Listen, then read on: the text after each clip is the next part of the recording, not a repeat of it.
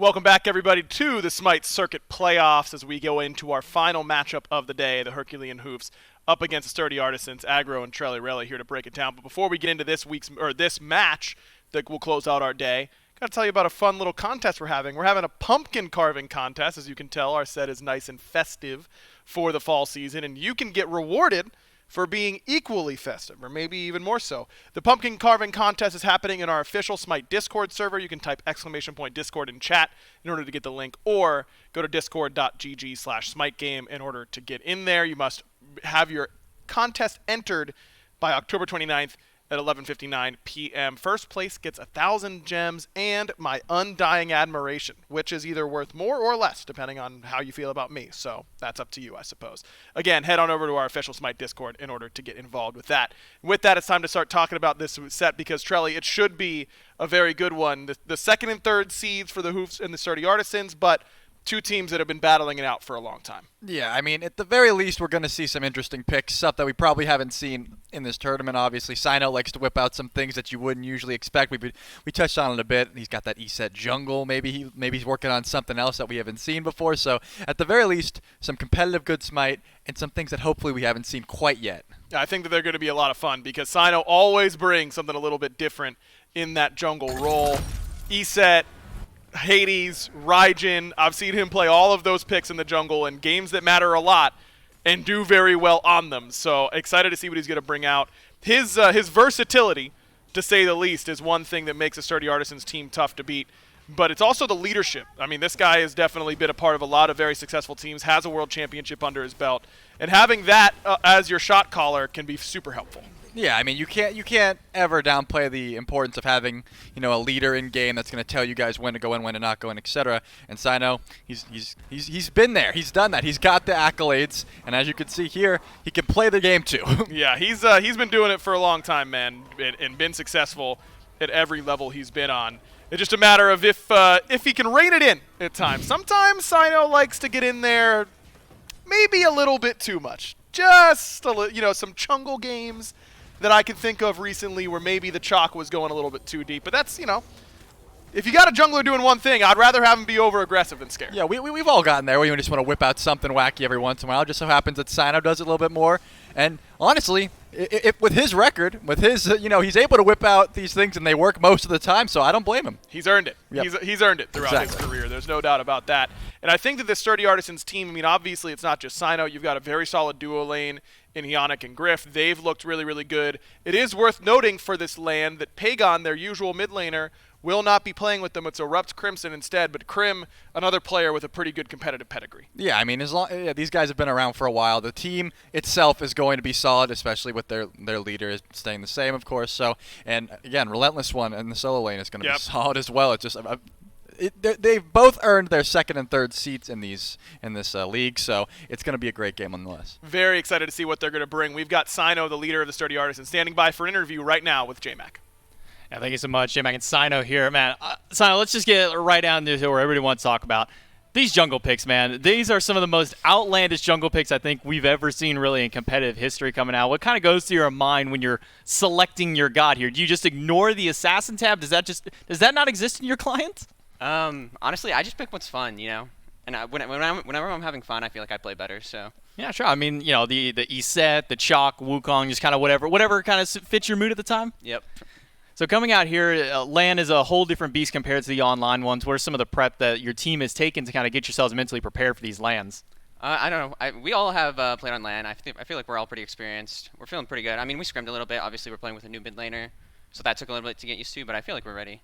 Yeah, kind of talking on that, now that your mid laner has been subbed in for this lane, you got Crimson coming in here. What are some of the changes maybe in the draft style that kind of go around here, maybe some of the in-game adjustments you had to make around him?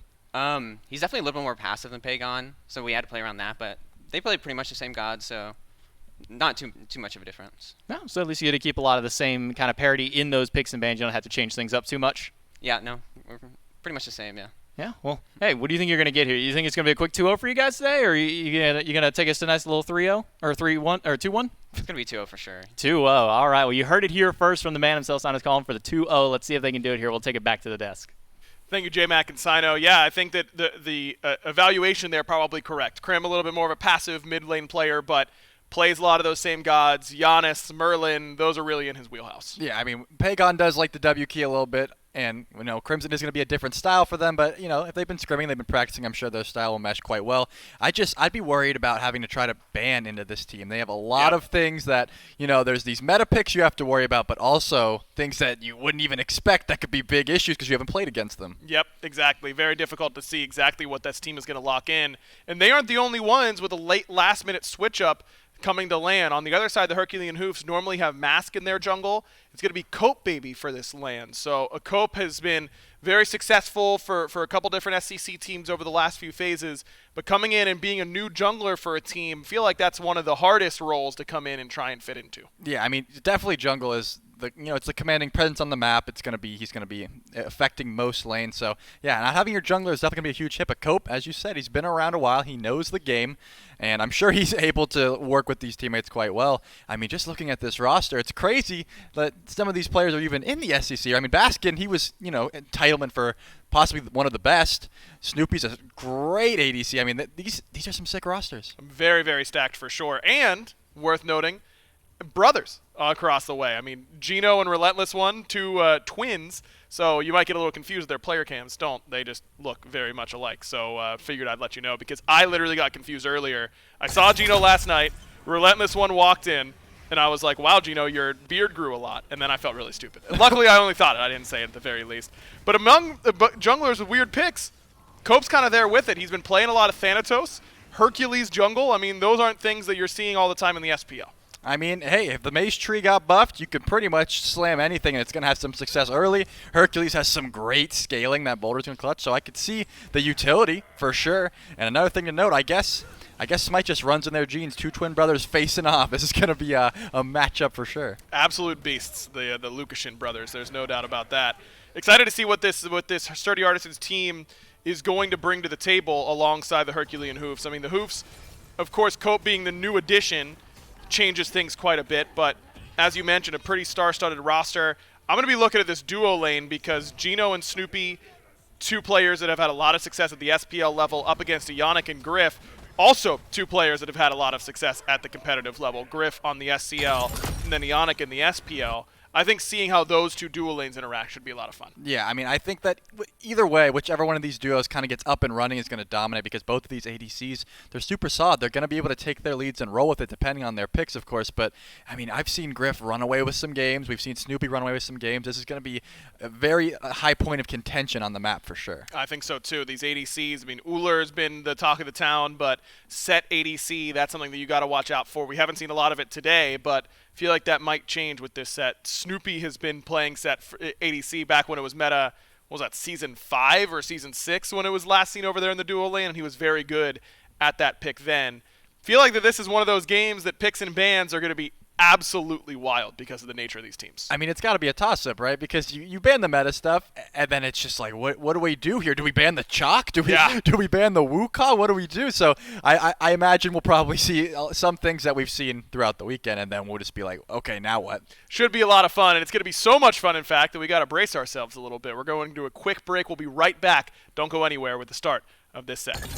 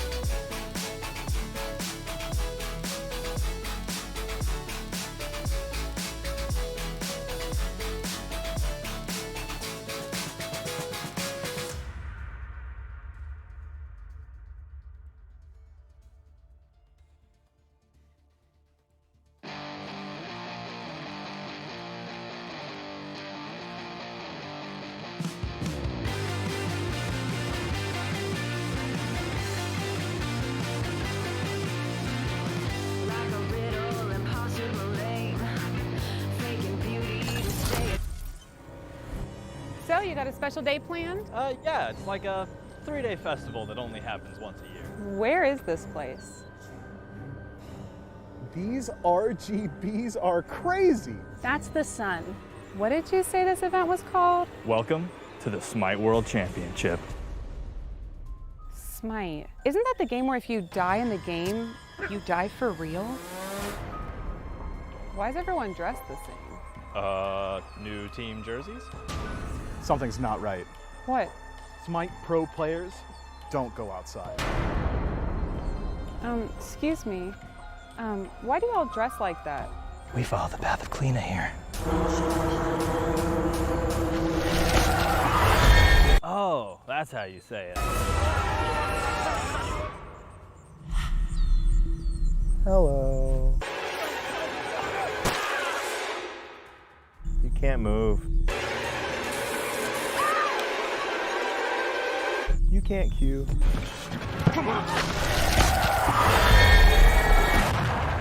You can't speak. Oh no, I totally can. Oh, can we turn off his comms? Wait, they're not banning him from Smite. They're banning him from life. Game over. Kleena, huh? Well, call me Mr. Kleena, because I'm about to wipe the floor with you. Rated PG-13.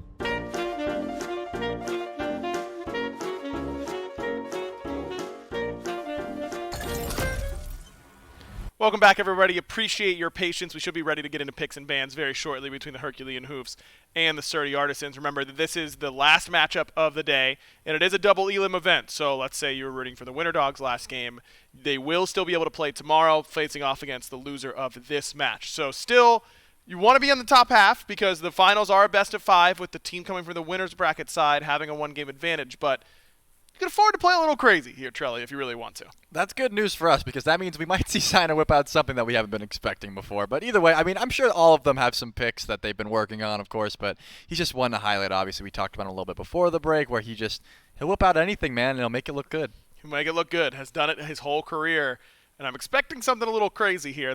I did go in the booth before the set started, and I said, Sino, give me a pick that, I could be like, oh, Sino told me about this.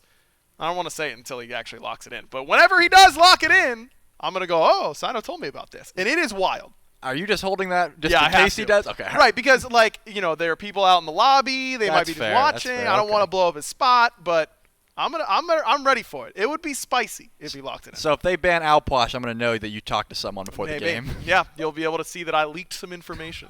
That's for sure. I mean, you heard Sino in the pregame interview talking about how everyone on this team has LAN experience. Same can be said from the other side. So I don't think we're going to have to worry too much about the LAN jitters necessarily playing a factor. Yeah, I mean, these guys have been around, as we mentioned this before. So they're going to come out, they're going to bring their all, and they're going to make a great game for us to watch. We've already highlighted the jungle, and I'm very excited about the solo matchup in particular. I mean, Meerkat and Relentless one, both players that have been around for a while. We know what they could do, and head-to-head, they've always had some pretty sick battles. Relentless one did tell me whenever I asked Sino for a pick, he said, watch out for Kama Solo, and I was like, Nick, everyone on the planet knows you play that. That's not a surprise at all. But it is one of his signature picks. Well, he wanted to be cool like Sino, Sure. like he's got something up his pocket, and he's like, oh yeah, I wear this on my shirt. Everyone knows I picked this god, so. Exactly. No, everyone knows. Kamazat Solo would surprise literally no one, and it would still probably dominate because he's been that good on it. Again, apologies for the delay. We should be able to get into picks and bans pretty shortly. I think that the big thing, I mean, we talked about the new additions, Crimson and Cope. Which do you feel like is easier to fill in on? Do you think it's easier to come in as a mid laner and fill in for a team, or as a jungler? Well, I mean, as you said, jungle is one of those roles where you get in tune with your junglers. You know what I'm saying? You kind of get used to how they play. Maybe if you're ready for the blue buff invade, etc. So, I mean, mid, you just gotta sit back in the back line and make sure you hit your damage. While it's still a very important role, it's not as controlling as the jungle will be. If your jungle's down, you can kind of lose elsewhere just because of that pressure. So I think that Crimson definitely has the easier job as opposed to Cope trying to come in and be the commander for these forces. Especially when you've got guys like Ionic and Sino right next to you who have had so much competitive experience and are natural leaders. They're going to be able to just tell you who to shoot. And sometimes that's the easiest way to play Smite. As a backliner, I love just being told, hey, I'm going to hit this guy, and you should too. Yes, sir. ultimate. Like that's the best way to play. That's what I'm saying. If you just have like a Kumba or like some sort of easy setup, you don't have to do anything. You just Right. you know exactly what they're going to be, something like that. And these supports are going to set up for you, So again, I think that Cope has a big role to fill, but he's been around it, and we've said it a few times. At this point, the man knows how to play Smite, and he knows how to play it at a high level. So I think he will. If they've probably ironed out these creases already, the man is going to be fine. I'm sure he's going to be just fine. You're looking at Meerkat on your screen right now going up against Relentless One. Excited to see what he's going to bring. And he's also dominated in ping pong today, for what it's worth. So Meerkat is feeling good, I'm sure, as we are ready for picks and bans for game number 1 between the Herculean Hoofs and the Sturdy Artisans. We talked a little bit about set and how it hasn't been seen quite yet in other games. I've got a feeling if it gets let through, we're going to see it here today. Yeah, I mean, the set's been one of those gods where you have to ban it. It didn't get – maybe it's just not as, viable in the EU circuit because they didn't really care too much about it that much. But here we are, and I think that these are pretty normal bans as you would expect. These Odin, this Nike we've seen so much of this week. But this is where we really thought this game would get a little wonky in these picks and bans. Very possible. Bunch of frontliners off the board. Odin Nike by the Herculean Hooves, taking a look at particularly Relentless One, and then Cthulhu Geb from the Sturdy Artisans, so a couple of frontliners of their own accord. And now the Hoofs got to make some choices. Do they want to try and ban Tiamat, get Krim off of one of the picks that you would assume he would be pretty good on? Do you want to try and set up for an Uller pick potentially for Snoopy, or maybe take that out of Griff's hands? You've got some options from this position, and it's going to be the Morrigan as the ban, interestingly enough. I mean, we've seen that Morrigan ban plenty of times before. She just brings a lot that you can't really prepare for, right? You don't know what she's going to turn into. You don't know if you're diving her and she's going to turn into a big tank, if she's going to have a big team fight ultimate, what. So, just take it off the board. That puts the ball in Artisan's court. Do you want to let this set through because you don't have first pick? Is that going to be your option? Yeah, what can you play up against it maybe? I mean, it would leave Uller open. And they do not ban the set. They ban the Cerberus instead. So all frontline bans by the Sturdy Artisans, and that means these premier backliners are open. You've got Tiamat, you've got Uller, you've got Set, and it's going to be Uller first pick for the Hoofs. Well, putting Snoopy, or I mean, I guess, again, it could go to that mid lane, but putting Snoopy on that Uller would definitely bring a lot of pressure to that dual lane. We've seen Uller time and time again that if he gets rolling, it's very difficult to even step up to the farm. I mean, anytime you do, you're going to get hit with that big poke from the bladed arrow. So we're going to have to see if that is able to get this pressure in the dual lane. But now the tension is here. They hover in this. Oh, they're going to switch it to the Tiamat. So that god did not get banned this time. Relentless One was saying in the lobby out there, you guys better ban Camazotz because otherwise I'm going to be picking it. They hover it, but don't lock it in. Tiamat and Yamoja for the Sturdy Artisans. And I can't believe I forgot about Yamoja. This is a god that Ionic is very, very comfortable on and has consistently turned these team fights. But it's Sylvanas for Gino, another god that he loves to play Sylvanas and is very, very comfortable on it.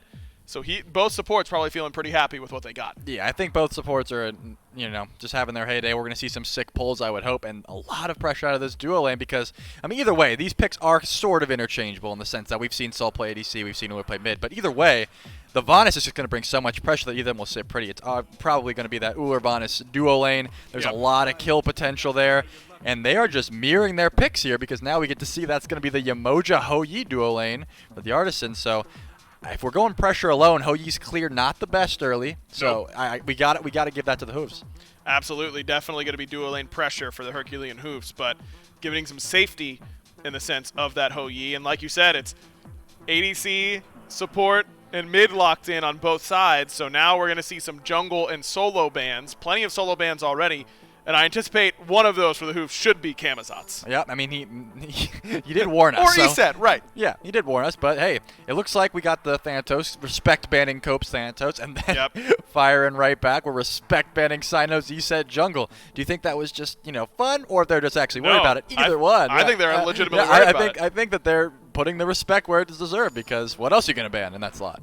What else are you going to ban? Yeah, you have no idea what Sino is willing to pull out at any given point. So they decide to ban the ESET, and it is the Camazotz ban, making sure that it doesn't go Relentless One's way. Loki, the other ban by the Sturdy Artisans. And now you have the option to give Relentless One the counter pick if you so choose.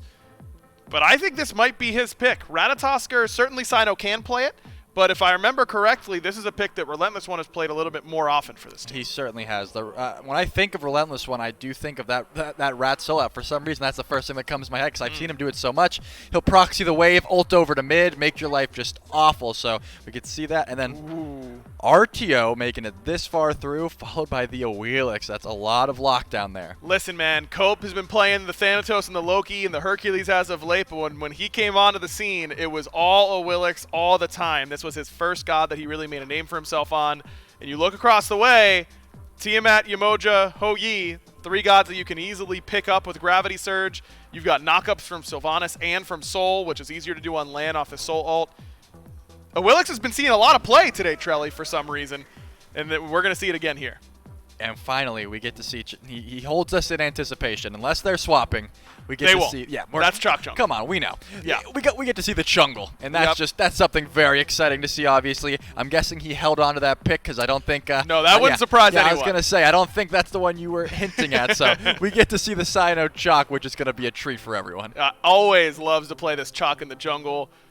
Last time we saw it, it went a little poorly, but overall, still a strong pick for him in that jungle role. I mean, Artisans get exactly what you expect from them. A weird jungler, an assassin in the solo lane, and Yamoja there for support. They've got what they usually do, but on the other side, the Hoofs, I mean, their objective pressure should be great between the Ullr and the Sol. They've got good front line between the Sylvanas and the RDO. Cope is the wild card. I feel like he has to be on this Awilix. Yeah, I mean, the solo jungle matchup seems a bit wonky here. I got to give the pressure to the Artisans, though. I mean, Rat Chalk gets a lot of early damage. The blue buff is definitely going to be under contention. RDO has a lot of abilities, but her confirm is not the best, so I think they're really going to have to put some pressure there or just, give it up, let Relentless get camped and move elsewhere because that's just a lot of pressure from the Rat Chalk. It really is. Which draft are you liking more here for game 1?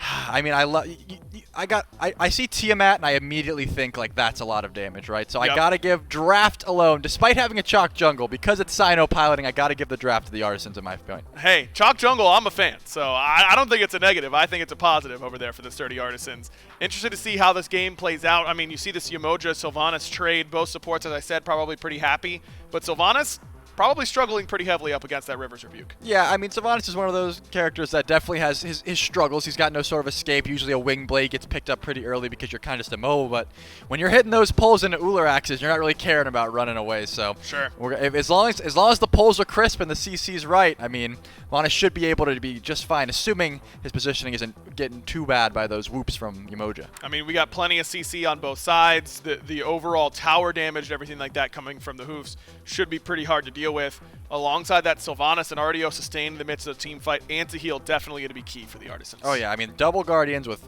all this sort of sustain. We like to see the Soul go a little bit of lifesteal as well. That's going to be a key point here, but Tiamat does have a lot of spread. She can get that Divine Ruin out if she chooses to go it. I mean, Brawler's on the Chalk. He's a pretty big AoE character as well, so they have the options for sure. 2 Awilix picks in the European side of today's games. It went 1-1. Their Ice Eyes with the win, adapting with the loss. How do you think it lines up here up against what the Sturdy Artisans has for Cope? I mean, whenever I see it into this Yamoja, you do have a lot of options for it, but again, pulling Yamoja into you is not always the best option because you could just be going right into the river, so you just have to play you have to be very careful using your ult because really you're trying to pull this Ho Yi off the jump, right? Or maybe, Sino teleporting out, but either way, you want to save that ult for the key moments. You don't want to be pulling Yamoja ult onto your team. So as long as the ults are crisp, I think that it's going to be fine. It should be a lot of fun to see, man. I think that this game is going to be really interesting, and particularly, as I said, the duo lane is the one that I'm going to be watching for. And we talked about the support matchup a little bit. How about this ADC matchup? Ullr kind of all over the place. How do you think Ho Yi stacks up in that matchup? Yeah, I mean, Ho Yi definitely gets dumpstered early. Everyone knows that. His clear's not the best. But level 5, once you get those suns, a missed axe could mean a solo kill if you're playing it right. The ricochet always, that sort of the dice roll, right? I mean, there's some skill involved, but sometimes you could just send it and you get a lucky triple bounce. So I think if the axes are crisp, Ullr's going to dominate for a bit. But, one missed axe and then that turns into a sick 1v1 fight where the suns come down and you're in trouble.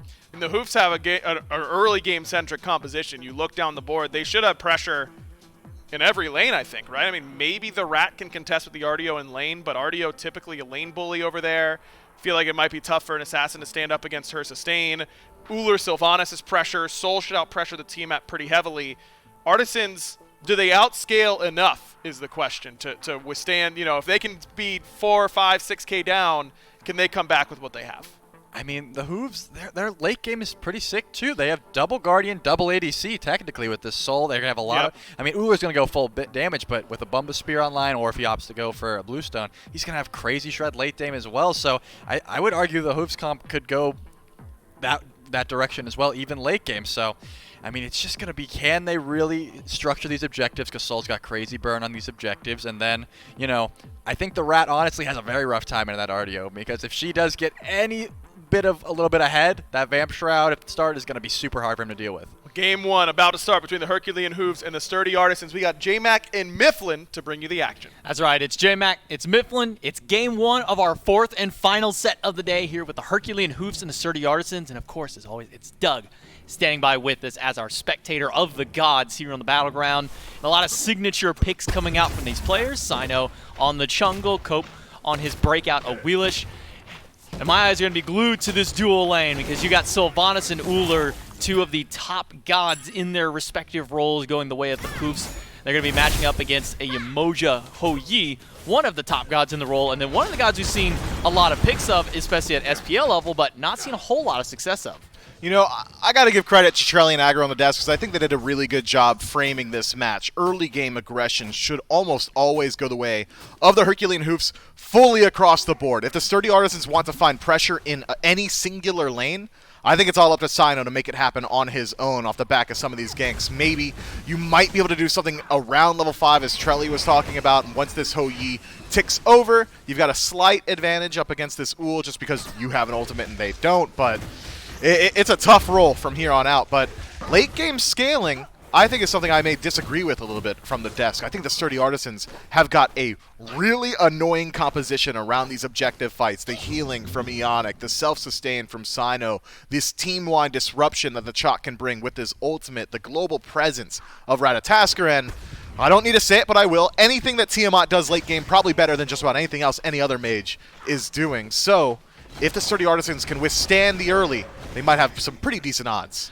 Double Riptide there, or just one Riptide against both of them gets Ionic out of danger in that dual lane. Relentless One on this Ratatosker solo, something we don't see often, but something that he's brought out just a couple of times here at the SCC level to varying degrees of success. They are at least the number 3 seed out here, so they've seen some success in these assassin solos. The Camazotz is one that he...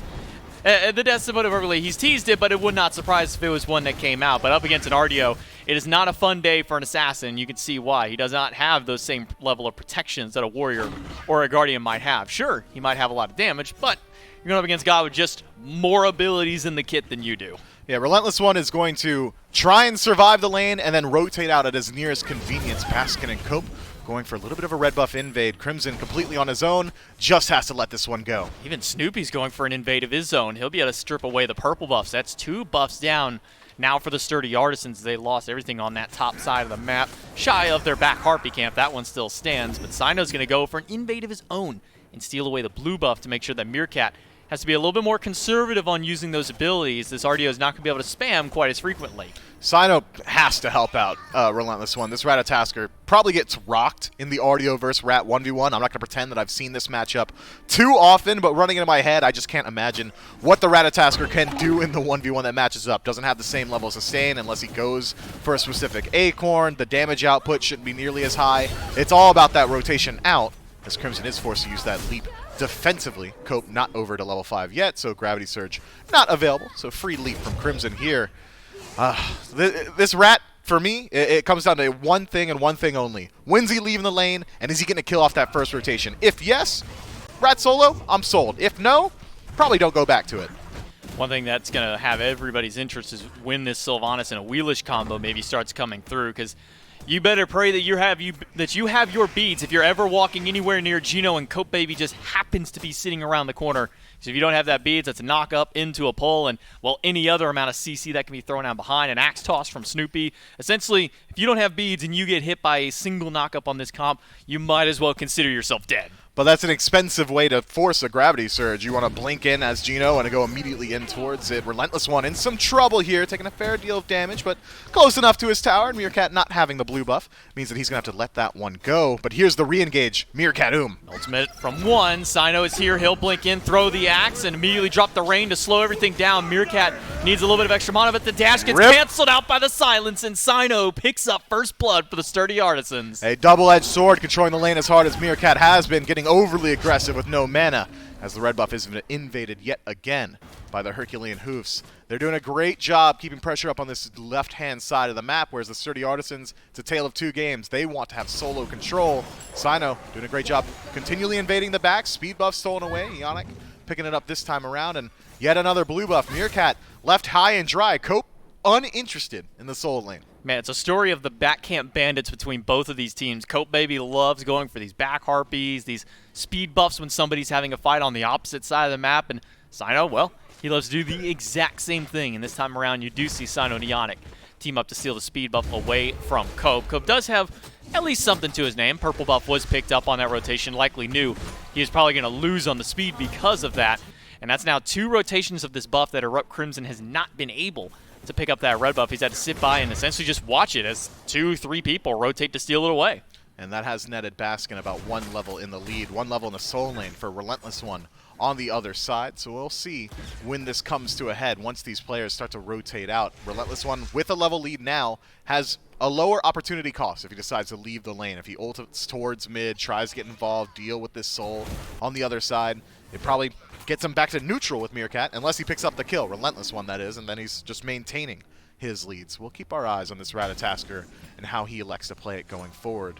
But as it stands, I can't argue with the sturdy Artisan strategy here. They feel like they don't really have pressure around the dual lane. They're right in that analysis. Instead, they're keeping it up on the solo side of the map. Sino still hovering. Even with no blue buff, Meerkat is still able to push Relentless One back, but because he doesn't have that blue, that mana sustain is going to be so crucial for Meerkat in these early skirmishes. Now losing on 2 of those, doesn't quite have that Breastplate of Valor online, which will help him out a little bit in the MP5 department, give him a little bit of extra cooldown, but usually more cooldown means more abilities to spam, so you need to have that extra MP5 up to make sure that you can stay sustained in lane. Relentless One does have that slight level lead, so to Sino, everywhere else, fairly even except for Snoopy, who because of these constant purple invades, even the one solo invade he went for earlier, was able to net himself a decent little lead here, a little over a level in favor towards his side over Griff.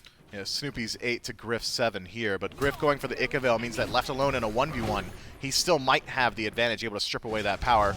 Unless Snoopy just lands the axe and then, well, Griff is forced to use the beads or he is forced back to base in a body bag, so we'll see how that one pans out as well. But pretty slow game here for North America. Only 1 kill, 7 minutes in, but still about 1,000 gold separating these 2 squads, favoring the Chaos side at this point. With a slower pace of the game, for my money, is going to favor the sturdy Artisans. I really do like their late game team fight. Cope gets spotted out, but he'll just run around in the jungle to make sure he can escape from everyone else. And basking on this Soul. Soul's been an interesting topic, at least, or an interesting spotlight that I've been seeing out of this top level of play, where it feels like you can get most starter items will hold that thought. Gino gets caught inside the River's Rebuke, and, well, not much more beyond there. He'll eat a little bit of poke. He'll grab the Typhoon that's coming out from Crimson and eat a little bit of poke, and that's about the end of there. But it feels like with the Soul, you can go almost any of the mid lane starter items, even some of the other potential jungle items like this Mannequin Scepter.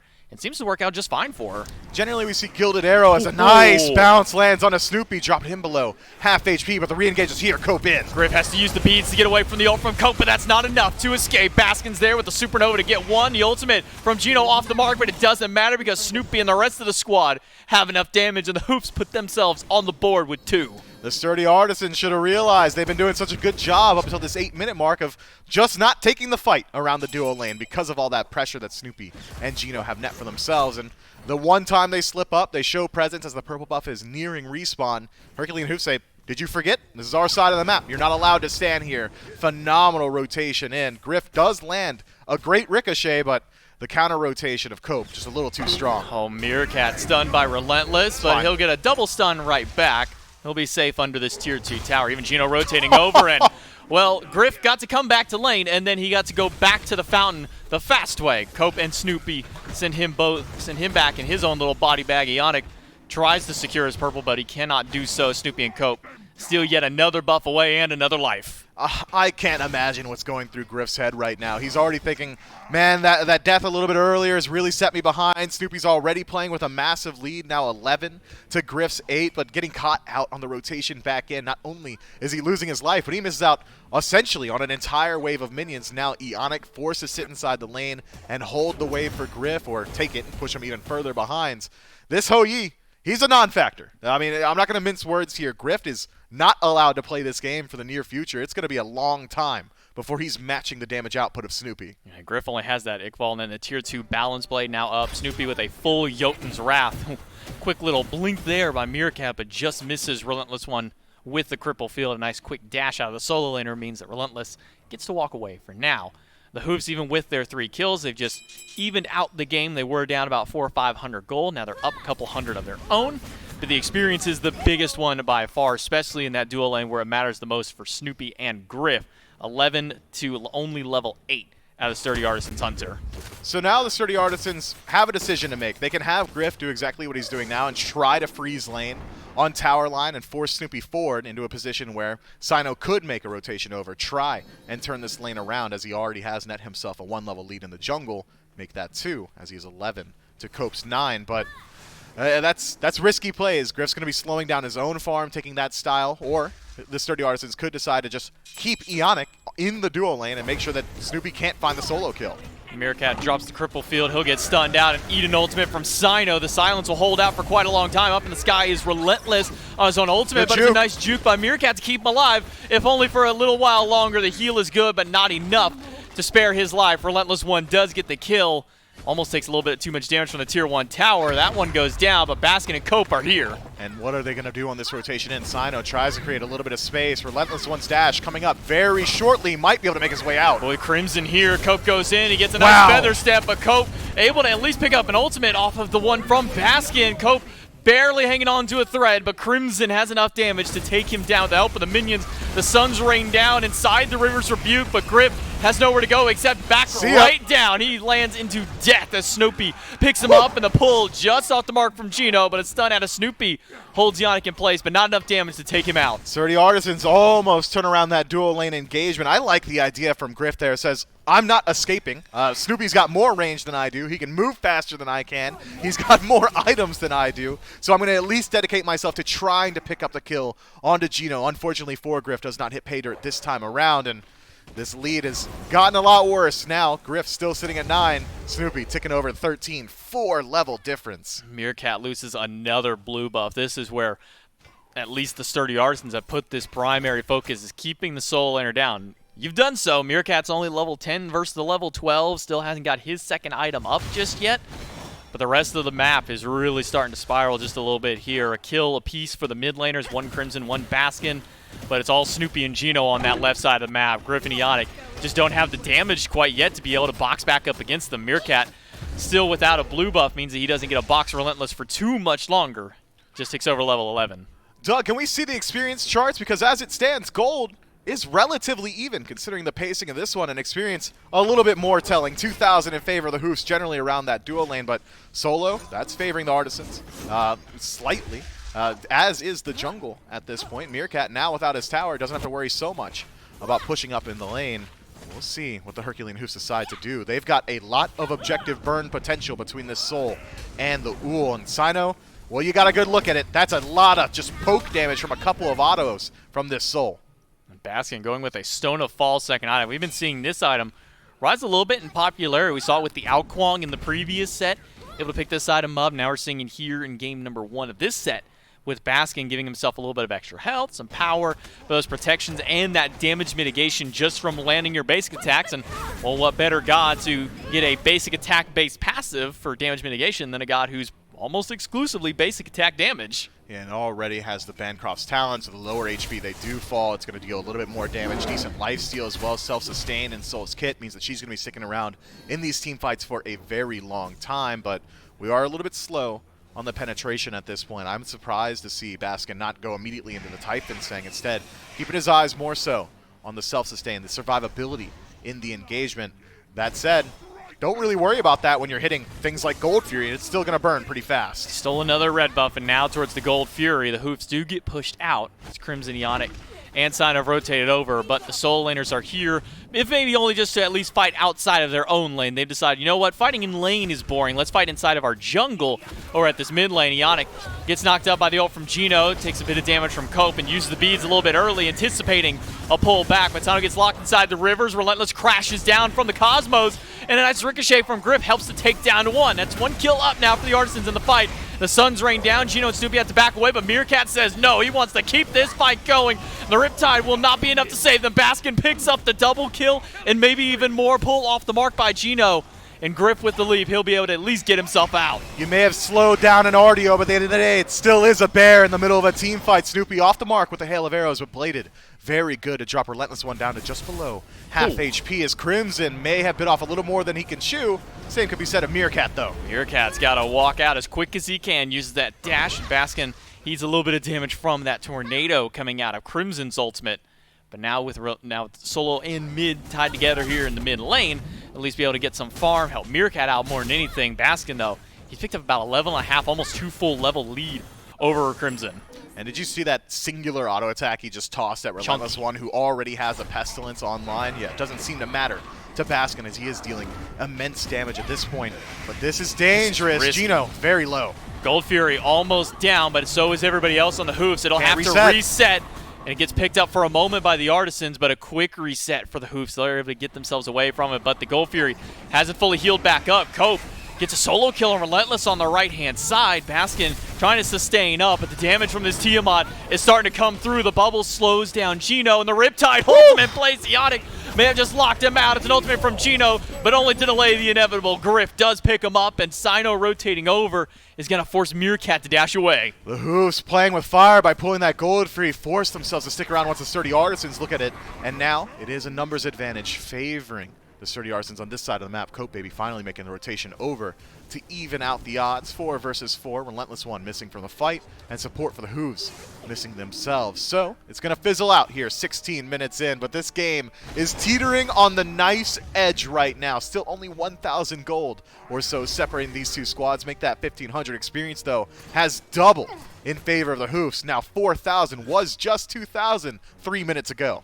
Gotta imagine some more anti-heals got to be picked up, or I should say some anti-heal aside from the Cursed Ankh from Gino. There's not a speck of it across the board, and you're going up against Tiamat. Now, Tiamat doesn't have any lifesteal in the build just yet, but you have Shock, who has an immense amount of lifesteal, or immense amount of healing via the way of that rain. You can also have some potential out of Relentless One, and then obviously you have a Yamoja on the flip side. I'd imagine maybe a little bit more anti-heal comes out from these Hoofs players. You've already got the Brawler Speed Stick from Cope at least, so that's one place to find a little bit, and then you can expect maybe a Pestilence a little bit later on, or even a Divine Ruin from Baskin going forward, but that Ankh should do a lot of the heavy lifting as it stands. Meerkat, though, in trouble for maybe the 17th time this game. Meerkat's just trying to get some farm, but they do not want this bear getting any of it. A quick beads out of Meerkat, but that's going to be delaying the inevitable. Sino slams him down with the ultimate, and that'll be enough. And maybe that's just the setup for this left side. Gold Fury started in a Riptide from Ionic to push the Artisans' way, but back to the Gold Fury go the Hoofs, and Cope is here staring them both down, trying to create as much zone as he can. Snoopy doing a lot of damage in poke, but maybe not towards the Gold Fury proper. That has now yet again been pulled by the Sturdy Artisans. Cope, though, he loves his odds in the 1v1. I can't blame him. Relentless One dropped down to 10%. Herculean Hoofs, undeterred, pull it yet again. He almost got him. Gold Fury now at a quarter health. Gino is here. Rivers Rebuke and the Hoofs with the Supernova out of Baskin secure the objective. How is the escape path looking for him? A Riptide right behind Gino, but not enough to cut off the path. And feathering out the Primordial Onslaught from Crimson doesn't find anybody. Objective, that Fury finally falls down. It's the Hoofs who get the credit. And this might be the largest gold deficit we've seen all game. Now 3,000 in favor of the Order team, who had already net themselves a very hefty 4,500, make that 4,700 experience in the lead. But as the game goes on, gold starts to mean a little bit more than experience, and as it stands, a lot of these players rapidly approaching that 20 mark. Maybe the biggest XP deficit, and the most important, is Griff sitting at level 14 on this Ho Yi. He still does not deal a lot of damage, and he still cannot take a 1v1 up against Snoopy. Gino gets a pull against Relentless, forces him to run away and use the ultimate. Some good damage out of Baskin, but not enough to take out this tankier Ratatosker. He'll be able to use the Cosmos and get out of danger. Pyromancer does go the way of the Sturdy Artisans, and maybe some of that shimmering hope in their solo lane to keep at least that experience disparity not too bad. Level 16 on the Ratatosker versus Meerkat, he's just been the punching bag for Sino and Relentless in these fights. He has been, but once the team fight phase rolls through, Relentless One, is my ultimate finding value? If yes, feels good. If no, he's not very tanky. He's gone for Jotun's Wrath in his third slot, whereas Meerkat is going for a tried-and-true tank build. So, despite a one-level deficit, I'd argue Meerkat probably still a little bit better at creating spaces in the actual 5-on-5 engagement. Meerkat will root out Relentless under his own Tier 1 tower, and Meerkat is eating a couple of those tower shots.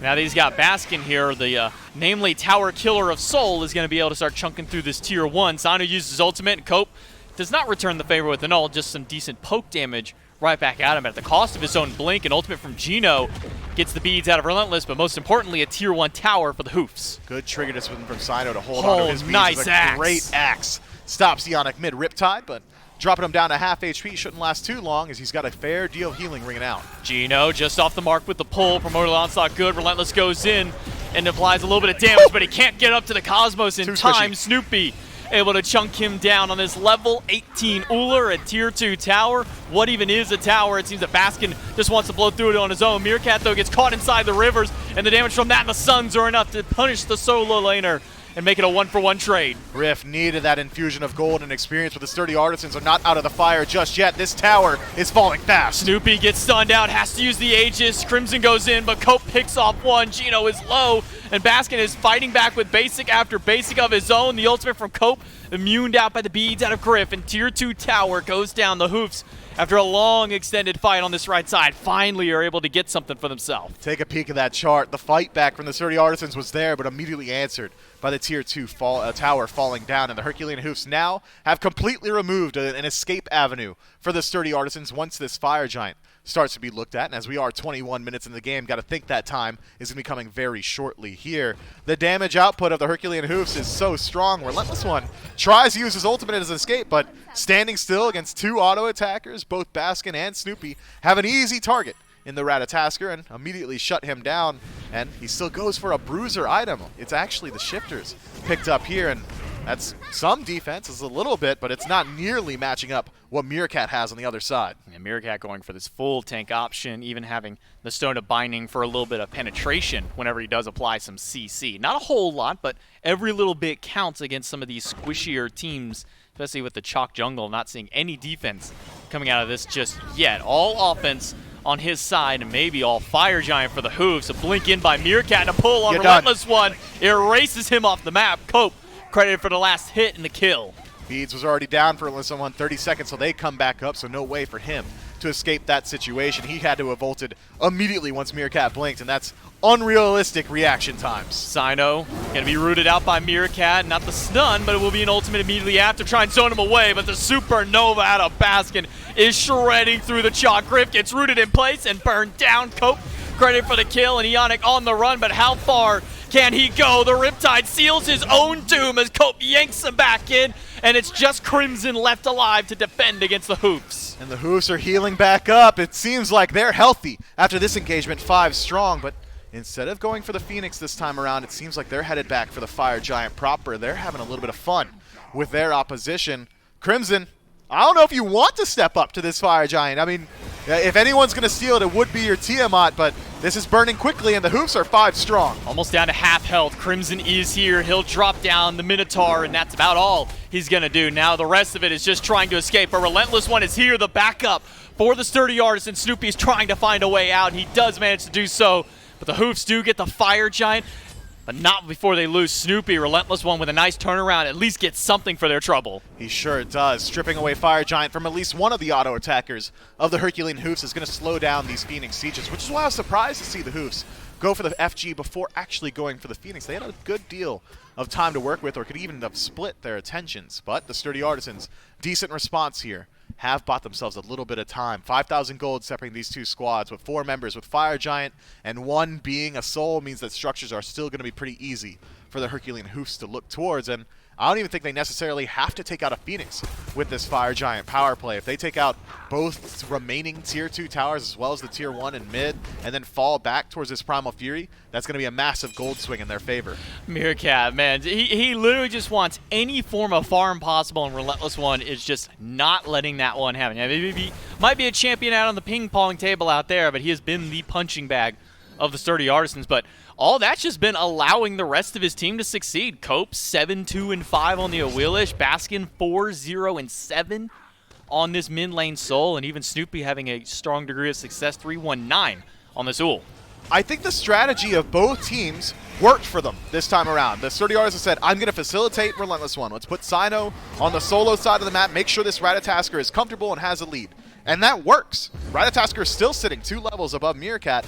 But what was the strategy of the Herculean Hoofs on the other side? Let's facilitate Snoopy. Let's make sure this Ul is feeling comfortable. It's only a 1-level lead as it stands, but he was nursing 4 for the longest time. The only reason it slowed down is because Snoopy can no longer level up at 20. So whose strategy was more impactful? Which one worked out better? The Herculean Hoofs. It's pretty clear. The Gold Furies have been going their way. Objectives have been going their way. I mean, this Ul's damage is absolutely ridiculous. Snino has essentially relegated some of the best portions of Chalk's game to just sitting inside the Soul Lane instead of maybe getting involved in the duo or trying to shift his attention towards mid. So if this was a warring strategy game, both of them hit stride, but only one works out. Not just that, man. Baskin being essentially untouched in so many of these fights, sitting top of the player damage chart at 16,500.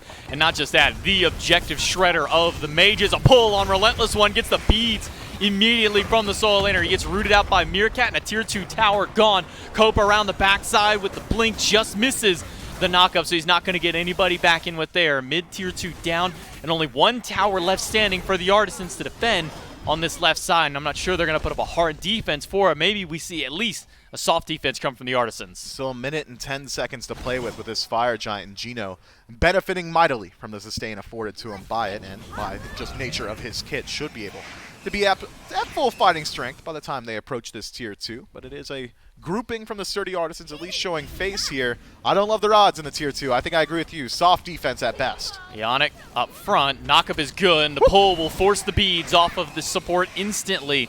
But they're not committing to this Tier 1 or this Tier 2 tower just yet. Minions right around the corner, and that might be all that they need to walk in. Ionic will drop the Ruler's Rebuke. It's only going to trap Meerkat inside. Supernova finds a bit of damage on Relentless, and Sino ultimate does hit 3 from the jungler. Snoopy leaps away and right down immediately in place as Relentless One. A quick retreat from the Herculean Hoofs just to resustain. Every single ultimate down for the Sturdy Artisans, and the Herculean Hoofs, they were able to reset and immediately heal back up. This Tier 2 tower's days are numbered, but the Sturdy Artisans do a good job slowing down the push. Double stun, one on Meerkat and Baskin. Axe toss comes out from Sino just to get some extra damage, but the sustain from the Sylvanas, from the Fire Giant buff, and from Meerkat are keeping them alive and healthy, but Relentless One's not looking too healthy. He goes down alongside his tower. What's the difference? Meerkat walks in, gets walled off by Yamoja, and survives an onslaught of 5 ultimates. Relentless One takes 1 step out of place, gets stunned by Artio, and dies immediately. The Herculean Hoofs are just benefiting from having a more standard composition this time around, and are able to strip away every single tower from the Sturdy Artisans. Props were their due, though. 7,000 gold down. The Sturdy Artisans probably happy with how that defense pans out, maintaining every single one of their birds. But this Fire Giant going to be very hard for the Artisans to step up towards, especially considering 20 more seconds for this Ratatasker in the grayscale.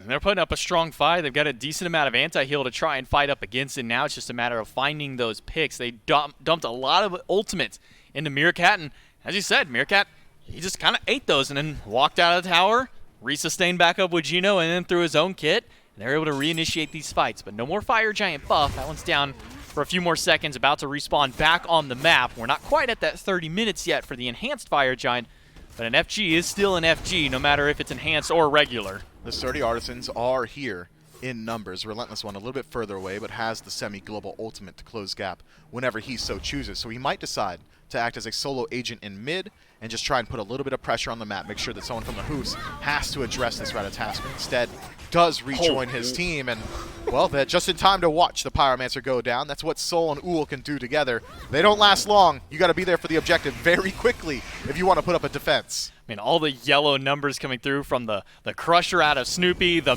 Mace That's coming out of the mid laner, and then the Telkine's ring, but it's a River's Rebuke and through the Cosmos expended in the beginning of the fight. Gino, Snoopy, and Baskin are out. Baskin uses the Separate, and Meerkat is stuck inside the Fire Giant pit. First one to go down, Griff gets it, and Cope Baby falling low too. Sino with the axe, able to pick up a second one, and that makes it now a 3v5. And a good fight for the Artisans. The Artisans do a phenomenal job of splitting that engagement. Eonic's ultimate separates the Herculean Hoofs, and then are further separated yet again by Relentless One going up into the air, forcing back both carries, allowing Cope and Meerkat to get isolated. This Fire Giant is just going down fast. The Hoofs are willing to commit, and they'll take it, but Gino's down to very low health. Baskin used the Separate to get away from the Cyclone. The stun is good, and forces the beads out of the mid laner. Sino crashing in with Crimson. Crimson's going to get some good damage, and Baskin does go down. The Consume out of the mid laner. Make sure to pick him up. And now Gino's been isolated yet again. Good space control by Eonic. Allows Relentless One to join him in the engagement. Gino should fall down here. Now that Griff has joined the fight. Snoopy, though, should be a little bit luckier. Still has Aegis to avoid the ultimate damage from Sino. Gino is somehow still alive on the Sylvanas. No natural mobility in his kit. All just CC to try and lock them down, but he's not going to have enough lockdown to stop these guys. Gino does inevitably fall. They get the Fire Giant, but the Hoofs lose everybody except for Snoopy to do so, which is funny because last time they lost only Snoopy when they got that Fire Giant. A little bit of irony 30 minutes into this game, but Herculean Hoofs, I'm sure, are pretty happy with how the ending of that fight goes, at least getting the Fire Giant for themselves. Worth noting, Sturdy Artisans killed 2 members of the Hoofs before that fight went down, before the Fire Giant was pulled yet again, but as you said, the damage output from Baskin and the rest of the boys. I don't know why I decided to make that joke now, but it was very strong. 3 members versus 5 were able to strip away the neutral objective and still maintaining Fire Giant on at least 1 member for the next 2.5 minutes. I think the Herculean Hoofs are in a position a little bit less strong than they were last time, but still able to try and siege out one of these Phoenixes. And a Ring of Hecate to finish out the build for Baskin. So he's got 2 rings, a Rada Tahuti, a Sonafall, and a Bancroft. And then you top all that extra damage off with a Mannequin Mace, which will do so much extra damage to these jungle creatures and make sure that they continue that shred. But it's only Snoopy with the Fire Giant. He'll have that one proudly for at least 2 minutes as long as he stays alive during that entire time.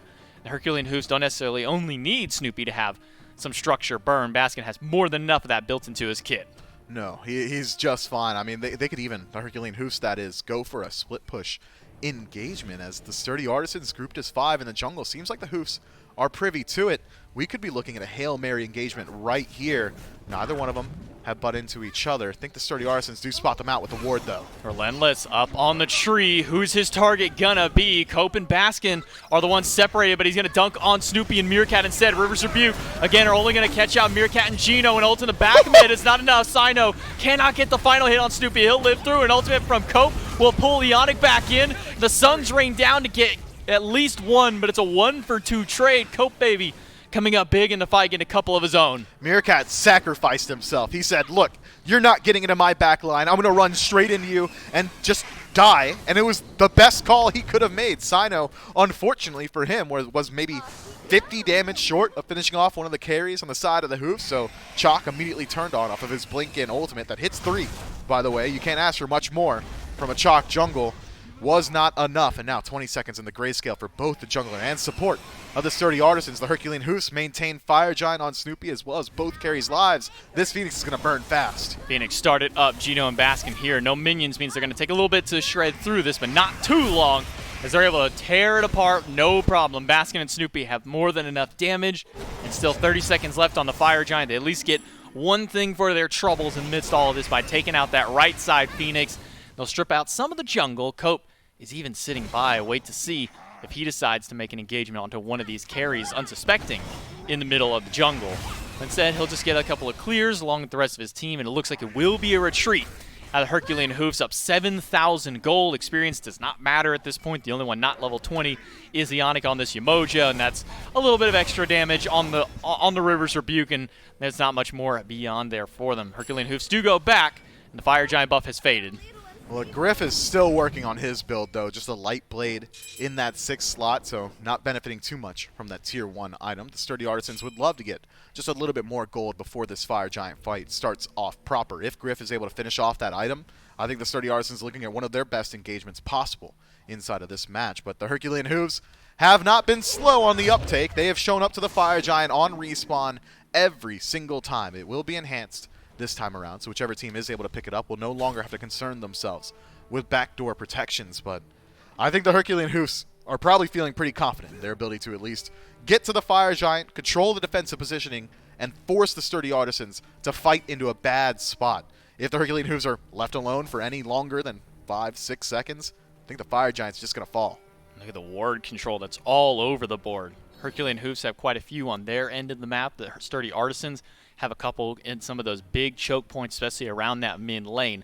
Question is, where will these ults line up for the Sturdy Artisans? More often than not, they've been able to catch Meerkat, but they're really only catching Meerkat. Gino got caught inside the last year's rebuke, but he was able to make it out alive with the rest of his team. It was only Meerkat who is the sacrificial lamb for Herculean Hoofs. And Pyromancer, well, it only needs one person to take it out, but Snoopy will team up with Baskin to make sure it goes down just a little bit quicker. Gino with a pull on Iana, grabs him in to immediate curse song, and ultimate catches 2 from Gino. The sun's rained down, but nobody is there to take the damage. Instead, it's Cope who gets caught out on the backline all by himself. Relentless One grabs him and up immediately into the Cosmos. There's 4 targets that he can go on. He goes right to Snoopy. Him and Sina will team up to try and take out the Hunter. The stun is good, and Snoopy goes down. Cope goes too far in alone, and Baskin forced to disengage now, as is Meerkat in the back there, but 2 members dead on the side of the Hoofs. Maybe Baskin can make the hero play to shut down Ionic, but not this time around. Instead, puts himself pretty far out of position. Not going to be able to put up a defense, will Baskin. So the Sturdy Artisans, they might be able to strip a Phoenix here. Relentless One just has to distract the mid laner. He doesn't even need to kill him. Just hold him here as long as you can. But now it's Meerkat and Gino, the only frontliners for the team to try and defend up against this Phoenix. But against 4 and against the damage that the Artisans are able to put out, that defense might not be enough. Meerkat stunned out, hit with the triple tap on the Ricochet. The stun is good, but look at Baskin on the right-hand side. He's finally going to make his way back to base. A good retreat call from the Artisans, especially one from Relentless, recognizing that they might be in danger. Had Relentless One not gone back to base, I think that was going to be an end attempt from Baskin. Ratatasker shows himself on the minion wave and the Titan, and Baskin says, I can't fight the Titan and Rat completely on their own. Not only does Relentless One maintain the base, but also that left side Phoenix was taking a lot of damage from minions here. And now the Sturdy Artisans finally in a good position to look at the Fire Giant. Fire Giant down low, Relentless on the tree. Gino walks in to try and make a hero play of his own, but it's a dunk down. The Artisans get the enhanced Fire Giant and a quick and swift retreat by them. They'll use the Riptide to make sure that there's no further chase coming out of the Hoofs. They turn around the fight. They get 2 picks. They're able to maintain their left Phoenix, but now they got to make sure that right Phoenix comes back up. A couple more fire minion waves pouring down that right side. With the Phoenix about to respawn, Crimson's got to shut those minions down now. And he's done exactly that. One more fire wave will go through the right side of the map. So if Erupt Crimson just drops some lizards over there, should be able to deal with it all on its own. But instead, it's a grouping from the Sturdy Artisans. They may have to concern themselves a little bit more with that right side wave. And it seems like Sino's going to be the one making that rotation. But now the Sturdy Artisans with enhanced Fire Giant on 5 members. Finally Griff closing up the gap with Snoopy. Still working on that 6th item, actually going towards the Shuriken tree, selling off one of his Ikavale, I believe. But this Hoyi is a factor in the team fight now. Finally, Erupt Crimson as full build is able to get involved as much as he wants, and has got the alternate timeline as well. So even if he does fall, finally, 4-0-7, the Tiamat gonna have to kill him yet again, to kill him twice, to put his first in the death column.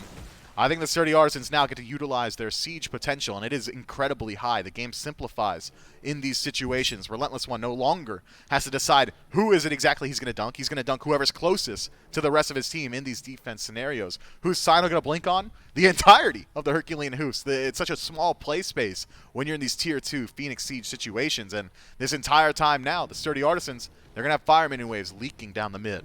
Well, Relentless just spotted out that potential investment out of the Herculean Hoofs. Everybody's standing around that purple, hoping somebody will walk forward. The Relentless One spots him out in the middle of the jungle.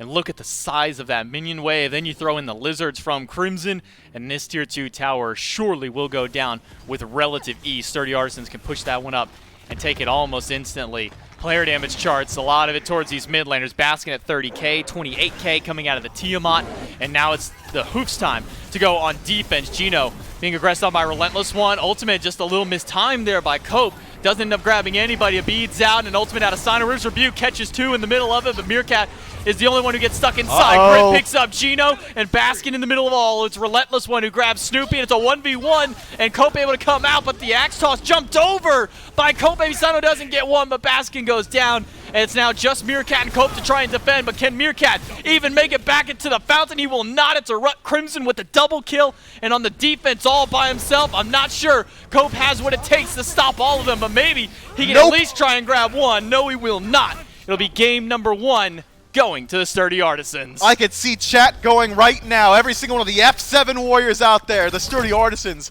playing through at a complete deficit through the entirety of this match. I mean, I'll be honest, I wrote them off. I didn't think they were going to win that game, but they absolutely do. Griff suffers for 30 actual minutes before he's allowed to get involved, and the second he does, the Sturdy Artisans come up massive. A big win here for the Artisans in game number 1, and they still got another one that they've got to tear through if they want to take this set. We're going to take it to a quick break, and then we'll come back right after.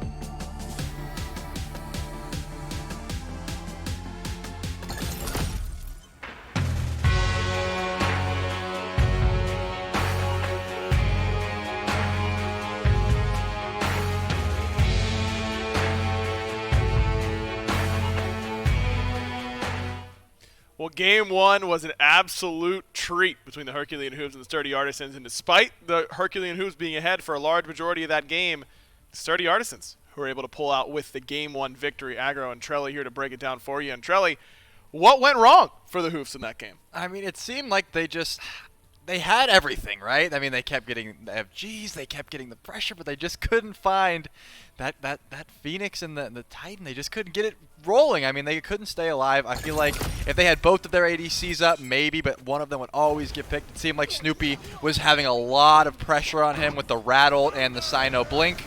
It just seemed like he really couldn't live through all of that. Meerkat was the recipient of a lot of this during the laning phase. Just constant pressure coming from Relentless One and Sino. The plan was to get Meerkat behind, and it seemed to work. He continued to struggle deep into the late game of this one, and this was a big fight that turned it around. Cope a little bit deeper. Cope had a very good game for joining into this team late on, but just could not seem to find that synergy later on, and Crim, believe, goes undying in this game, ended it off with a nice triple. Yeah, I mean, despite them falling down, Crim never, not once, he remained sturdy and was always pumping out consistent DPS. I think that was a big deal because sometimes they thought, maybe they'll go for the end here, but Crimson was always there. So they were like, you know what, maybe we can, we'll go, maybe get another FG, whatever have you. But it just seemed like they could not really push it together. I'm not really sure what they needed to do because they had the, either if one of them dies, you still have consistent DPS, whereas if Baskin died or if Snoopy died, they still have a lot of damage on those picks. I mean, I saw at one point, we were pretty sure that Sino was about to get a kill, and then Snoopy just turned 3-1'd him, and he was just deleted. Yep, definitely some good plays from the back line. I thought that Baskin and Snoopy were ahead pretty much all game, but the story to me, 0-11 for the front line for the Herculean Hoofs. Meerkat 0-8, a particularly rough game for him. 7-0-8 on the other side for Crimson.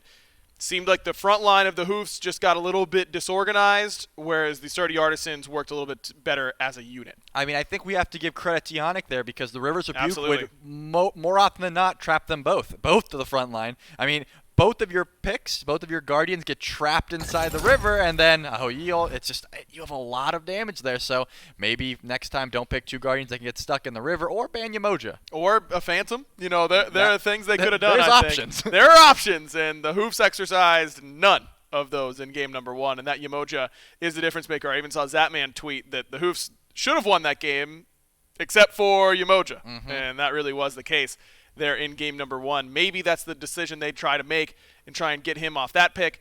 Maybe giving something to Meerkat that gives him a little bit more agency in that lane. Yeah, I mean, you definitely, when you see the RDO, you think of this lane bully, but you're not going to be able to win those 1v2s.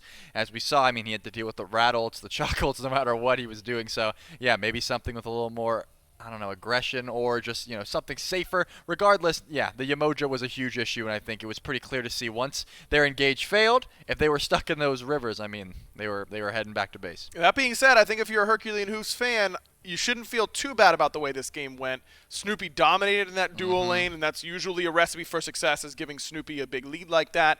I do not think that the Sturdy Artisans should be feeling perfect about how that game went. They still have some things that they cannot let Baskin and Snoopy get as far ahead as they did in this game and expect to win again. No, I mean, Griff didn't get to play the game until 30 minutes, I want to say. He didn't. He was just having a rough time. It felt like he was just autoing some tanks that got stuck, and then that was about it. I mean, exactly. If you're a Hoof fan, you have a lot to be proud of that game. I feel like if they make one small adjustment, they end arguably 15 minutes sooner. They had that much of a lead, so we'll see what they do in these picks and bans, but I still think that Yamoja was the touching point for sure. I mean, absolutely veteran presence coming from the Sturdy Artisans in this game. Think that when you make a comeback like that, I think that's going to be on display. Sino and Ionic in particular, always a voice on that team, and we're able to pilot them back to the victory. That's Meerkat on your screen right now, hoping to see less of Sino during the laning phase this game. Yeah, he's like, guys, come over here and help me, or ward more, I don't know what, but I want Sino away from me. Yes, Sino couldn't get enough of ganking Meerkat over there on the right-hand side. That's Griff that you're looking at right now. Maybe asking for a little bit of help. Maybe we just ban Uller from Snoopy. Despite the win, Snoopy definitely put in some of that work, including that really nice kill on Sino when he dove in near that blue buff on the right-hand side. Let's see what adjustments are made. Picks and bans ready now for game number 2. It's going to be the Herculean Hoofs in that first pick position yet again. Remember, it is their choice as they just lost the last game, so they choose to stay in first pick.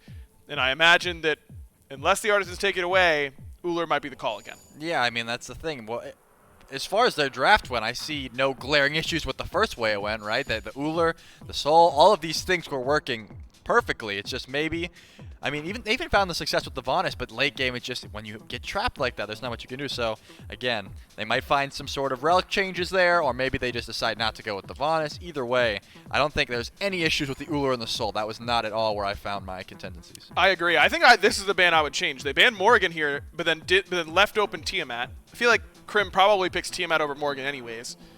If we're leaving Tiamat open, this should just be a Yemoja ban, right? And it is for the Herculean Hoofs. I mean, if you're not willing to first pick the mage, I'd be kind of surprised if Krim was willing to take Morrigan based on his playstyle in the past, much more of a traditional mage player. Feel like he might be more likely to go Tiamat anyways, and now you actually get to take that pick that was so problematic for you off. Yeah, I think he'll invite that challenge willingly. If you guys are going to ban, yeah, he'll just take it. Because yeah. Why not? And he played so flawlessly on the Tiamat. I mean, yep. Out of everyone, they couldn't kill him, so we'll have to see if that's something that they decide to run back. I can't see why not, but again, the Hoofs team, they figured out the arrow in their knee, so to speak. The Yemoja's been taken off the table, and now I think they'd be pretty happy to just run back the same comp. Yeah, exactly. No real problems after that, ideally for them, though. The Artisans have a ban still to go. They banned Cerberus in this spot last game. Feels like Cerberus is a pretty campable Guardian as well. He and Artio kind of one and the same. Like, you get their mobility, they're going to die the vast majority of the time. Yeah, at least Cerberus does have that CC immune ult that Artio doesn't have. But sure. Either way, they bring a lot of the same CC and DPS, so I could see them both being in the same hand. But Cerberus does shut down a lot of that healing. We saw a lot of healing in both comps last time as well, being the Vanis, the Yemoja. We even had some healing in the Soul one, so a lot of healing they maybe are drafting around, so they don't want to deal with that as well. The Artisans actually banned the Morrigan themselves this time around, scared of giving that over to Baskin. I mean, Cerberus is open, but the Hoofs do not take it. Instead, they're going back to the Uller for Snoopy. I mean, I don't see why not. Nope. How Snoopy played, you couldn't be disappointed, right? If you're on Snoopy's team right now, you're like, well, we can't blame him, so let's move on. Yep, give him the Snooler, move on. I don't think there's any doubt about that, and I'd be shocked if the Artisans went anywhere other than Tiamat in this spot. They went Tiamat Yemoja last time around. Yemoja not being an option means that they're going to have to change something in this spot, and they're hovering the Sylvanas. It brings that sustain that the Yemoja brought. It was something that Gino played pretty well on, and they will lock in the Sylvanas for themselves. I mean, it seems like that's taking that away from them as well is a sick play. I mean, it pretty much covers all your bases, right? You have no more Yemoja to worry about getting yourself trapped in. You still have that pressure. You still have that healing, and now Yemoja's taken away. What are you going to pick in that slot? Exactly. Both Gino and Yannick have to switch it up a little bit. It was Cerberus open. The Hoofs going to go back to the Artio anyways, assuming that's going to be for Meerkat over there in the Soul lane. As we said, a pretty rough game, 0-8 for him, but goes back to it, and it's alongside the Soul, so still Uller, Guardian, Soul, just Artio. Uller, Guardian, Soul. This time it's Artio instead of Sylvanas. I mean, they're doing everything textbook, I would say. They found out the issues. And the salty run back with the Hou-Yi as well, but they found out the issues. They know what they want. This Artio is probably going to Meerkat, but it could go either way here. But I love the consistent DPS out of the Soul Uller. I mean, I love that about their picks. Yeah, I think that works really well for them. Certainly controlled those objectives pretty well in the last game, but not enough to pilot it to a victory, as the Hoofs in the exact same position as last game. They want to ban junglers and solo laners, and last time around they went Iset and Camazotz. Could go for the chalk ban this time, but felt like Sino didn't really make an impact until very late into the game, and you can kind of do that on any god that you're playing in the jungle if you're building full damage. So I don't know if the chalk is going to be on their minds. Maybe the Ratatosker after how well Relentless One just played on it? That could definitely be an option. I mean, Sino was able to shut down that Artio pretty handily, just saving his ult for the dash and then also just being able to slow and force the dash. So maybe that is something they don't want to deal with since they have the same pick. But they did put the respect on the E-set and the Camazotz. So the Rat is still open if they do want to run that back. Can just go Rat right here and then chalk in the last pick spot if they want it. Exactly the same for the Artisans, except for it would be Sylvanas instead of Yemoja. Worth noting, the Artisans, they banned junglers last time. They banned Thanatos Loki, and instead this time ban away supports because they know Gino is unlikely to take that Artio, so they banned Terra and Ymir. But that means that there are some pretty potent assassins, particularly in Cope's hands, still up and available. as it's Cerberus this time around for Relentless One. I would love to see that Thanatos come through if possible. I mean, the mitigations of Tiamat, you don't have to worry about those if you just execute her. Of course, Crimson has been playing flossy with his relics. They couldn't kill him last time. That could be a way to get around that. You know, he's so tanky in that ground stance, and execute could be the way to go. They're definitely hovering over this pick for a while, but the Cerberus, on the other hand, that's going to bring just as much pressure to that Artio. It's going to be a difficult lane for Meerkat regardless. Still a very easy gank setup because Artio no CC immunity, as you highlighted earlier.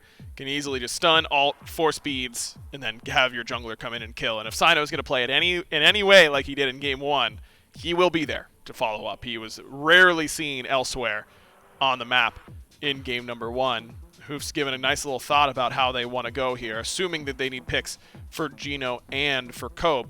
And I agree that the Thanatos would feel very good up against Tiamat, but maybe they're hesitating a bit because the healing from the Sylvanas sometimes throws off that execute timing. Yeah, there's definitely some issues. I find the Thanatos is very hit or miss regardless of who's piloting it, but I just know that Cope has that. He has that confidence on the pick. It did get banned away from him last time. This time, Athena going to be the option, and that brings a whole new bag of tricks because you got to worry about the taunt into the Ularax, the taunt into a Supernova. There's so much CC on this comp, and the Wheelix is just going to be brought back. Wheelix once again, this time around with a support that blows beads a little bit more easily than Sylvanas, so more pressure on the front line of the Sturdy Artisans, which was pretty staunch near the back end. So this is the pick I was talking about. This has to be. There was yeah, no so way. This is it.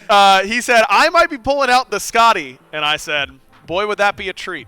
So here he is. He's locked in the Scotty, and boy, what a treat. Scotty jungle for Sino. Right when I heard her say, I was like, this is the pick he was talking about 100%. So I'm glad that you held on to this little bit of knowledge because I am certainly taken back. There's a lot of things that I could see the Scotty jungle doing well with, right? Clear time, you run on the ice, get to camps faster, but I'm not seeing her win that 1v1 with a Wheelix unless you dance on the ice, you juke a few abilities. It's gonna be difficult. It's certainly, I mean, having 2 hunters late game has got to feel pretty good, right? And these hunters are building ability base anyways. Do you think the Scotty jungle is enough to get the 2-0 here for the Sturdy Artisans? I mean, she's gonna have a lot of clear. She's gonna bring something that I would assume they're not used to. Sino's gonna play it well. We know this much. I can't hate it. I really can't. I hate that I can't hate it. You want to hate it. I do. But you just can't. Double Hunter plus a Tiamat plus 2 Guardians. You're not missing that much. But this does mean that the front-to-back team fights, I mean, surely the Uller and the Soul should be able to free cast much more than up against a traditional assassin. Of course, yeah. The dive's not there. You just got to worry about Calder. You have your ways to deal with that. I mean, it's going to be difficult, but if anyone can do it, it's Sino. It's Sino. He certainly proved that he deserves the benefit of the doubt when it comes to these odd picks. Scotty is certainly testing that theory, but what would it be without a Brooks Matty weird pick here at land? Scotty jungle, the pick up here for the Sturdy Artisans. How well does it camp solo lane? I guess that's the question, right? Because he was there a lot last game. Yeah, now Meerkat's going to have to build some attack speed if he wants to kill Calder quick enough because there's no way he's going to be able to deal with it otherwise. I already know, right, when he saw that pick, he was just like, come on, guys. I mean, he's got to build. It's always very good when you're a solo laner and you have to go up against a magical and a physical when it comes to your lane matchup and the jungler. It makes it that much harder to build up against those ganks. So already a little bit more difficult, I think, for Meerkat in that respect. How about this Athena for Geno? We don't see that much Athena anymore these days after her reign of terror near the beginning of the season. I mean, it complements the Uller so well. The early pressure is pretty sick. She's got a lot of clear potential with her reach, so I think it's great. The mobile, and now it just occurred to me that while they're getting camped, maybe Athena ults over to help Meerkat out on this dive. It's a possibility. Yep. The Defender of Olympus is always an option. Yeah, maybe Meerkat was like, hey, Geno, you feel like playing Athena? And he's like, not really. And he's like, okay, but pick it anyways maybe, because that way I don't get ganked over and over and over again. It's a 2v1. At least this way, it's a 2v2 at the very least. It's going to be a 3v2 because Calder's going to be there as well. Ah, yes, 3v2 over in the solo lane. We'll see if it's enough for the Sturdy Artisans to find the Game 2 victory. Scotty jungle bringing the spice here in Game 2. Look, I like that Charlie brought up. It's one that you don't want to hate. You want to hate it, but it's hard to hate it. No, but Mifflin says he hates it. It's J-Mac and Mifflin and Doug bringing the action for game number 2 between the Herculean Hoofs and the Sturdy Artisans, and Sino with the out there pick. Now, I think there was one game during the season where Sino played Hunter for this team, and I believe he also played the Scotty during that one time that he played Hunter. So he's got a little practice on the god itself, but out of the jungle is a whole other story. Yeah, look, you've got decent gank potential once you tick over to level 5 because you've got the guaranteed root from your ultimate, a decent slow, ice to slip and slide, as well as a good gap close from movement speed. So if I'm breaking it down as just that, it could work out, but it's very easy to dive in these engagements. If Cope's ever able to close gap, you got to think that the Wheelish wins the 1v1. I'm excited to see how this one pans out, but I'm not going to mince words, and I'm not going to hide my feelings. I hate it. Yeah, I'm kind of in the same boat with you. I'm not the biggest Scotty fan to begin with, but now we get to see it come out of the jungle here. First Sino in game number 2. At least Meerkat hasn't been dove quite yet, though it is only the first minute of the game. Instead, Cope will focus his sights towards the left-hand side. Ionic hit, knocked up, and rooted out with the feather step, and that's enough damage to take him down. Cope strikes first blood for the Hoofs. Yeah, Cope getting involved very early on, and where's Sino exactly where we expect him to be? It's almost the exact same as we saw in game 1. Cope making early rotations to the dual lane, whereas Sino says, so these back camps over here, yeah, those are mine. The Harpy, that was also almost mine. sick. And maybe I gank again in just a moment after he steals away yet another back camp. Seems like Relentless One has got his pocket jungler yet again. Yeah, Relentless One will just get to relax over here on this right side. The back camp bandit added again with Sino, taking not just the smalls, but even able to grab those larger Harpy camps. Once that one respawned, now he's got all of his Harpies on his side of the map to take. He takes not just the smalls, takes that large one, and also takes the individual. Gino gets pulled back in by Ionic. Gino will charge up the dash. No way, I mean, Cope. that's just because Cope is coming right back to the lane one more time. Ionic does not get to rest. Instead of it all being camping on the right side, now it's just this left side. Ionic gets hit by the feather step, and it's another kill on the board for the Hoofs. Okay, well, at least it's not happening to Griff this time, so the Sturdy Artisan's probably a little bit happier. Trading out their support, but Ionic certainly not as happy, losing out on both the meditation and his life. And what's Sino doing? Stealing your speed. Yeah, he's doing Sino stuff. That's his speed buff now. Cope, exactly like game 1, able to strip away the red buff, and he picks it up knowing full well Sino's probably on my speed. Yeah, no, it happened last game. You take this fight in the left-hand side, you Okay, push cool. so far up, you lose your speed buff. Okay, he accidentally picks up purple that previous time. Well, now we're just going to go for the red invade, and we'll steal your red, and I'll pick it up because I know Sino is on this right side doing his own thing. And Sino has spent more time on the enemy side of the map in their jungle than he spent anywhere else on the map. He has now taken 2 full rotations of these Harpy camps. He's just walking through the right side jungle. I don't think he's crossed the mid lane threshold a single time in this game, and I don't think he's going to start at any point. I mean, the second he ticks over to level 5, I'm expecting him to show up in Meerkat's lane and kind of exploit the fact that Meerkat is completely Meerkat, though, learned his lesson from game 1, says, maybe I don't stick around at and heads immediately back to base, but no blue buff to his name. He's going to walk out, pick up a tier 2 Void Stone. That doesn't really help out against Scotty or Calder. It is going to slow down the damage output of Relentless One, but it's the exact same strategy as game 1. Where Herculean and Hoofs say, dual lane pressure feels pretty good, and Sturdy Artists say, maybe Relentless One's just the win con. And that worked out really well for the Hoofs all until the very last fights of the game in which the Sturdy Artisans were able to turn it back around. So maybe the Artisans are comfortable taking this same strategy again, just letting their dual lane. It's never fun having to say, well, it's just what's going to happen. But if it's going to happen, I mean, you might as well just have it be the RDO who has to sit here on the lone island and just kind of deal with the fact that, you know, there's an RDO here, okay? Just try and live as long as you can. Meerkat will help you out whenever possible. Fortunately for Meerkat, he hasn't been dove yet under a tier 1 tower, and he has been able to hit level 5 at the very least. Yeah, Sino had not gone back to base as of yet, but now headed back, should be able to finish up Crusher or Jotuns. It will be Crusher this time around for Scotty, as Ionic thinks about walking into the jungle and then thinks properly about it. Does not actually do so. Purple buff invade, gonna be attempted by the Hoofs.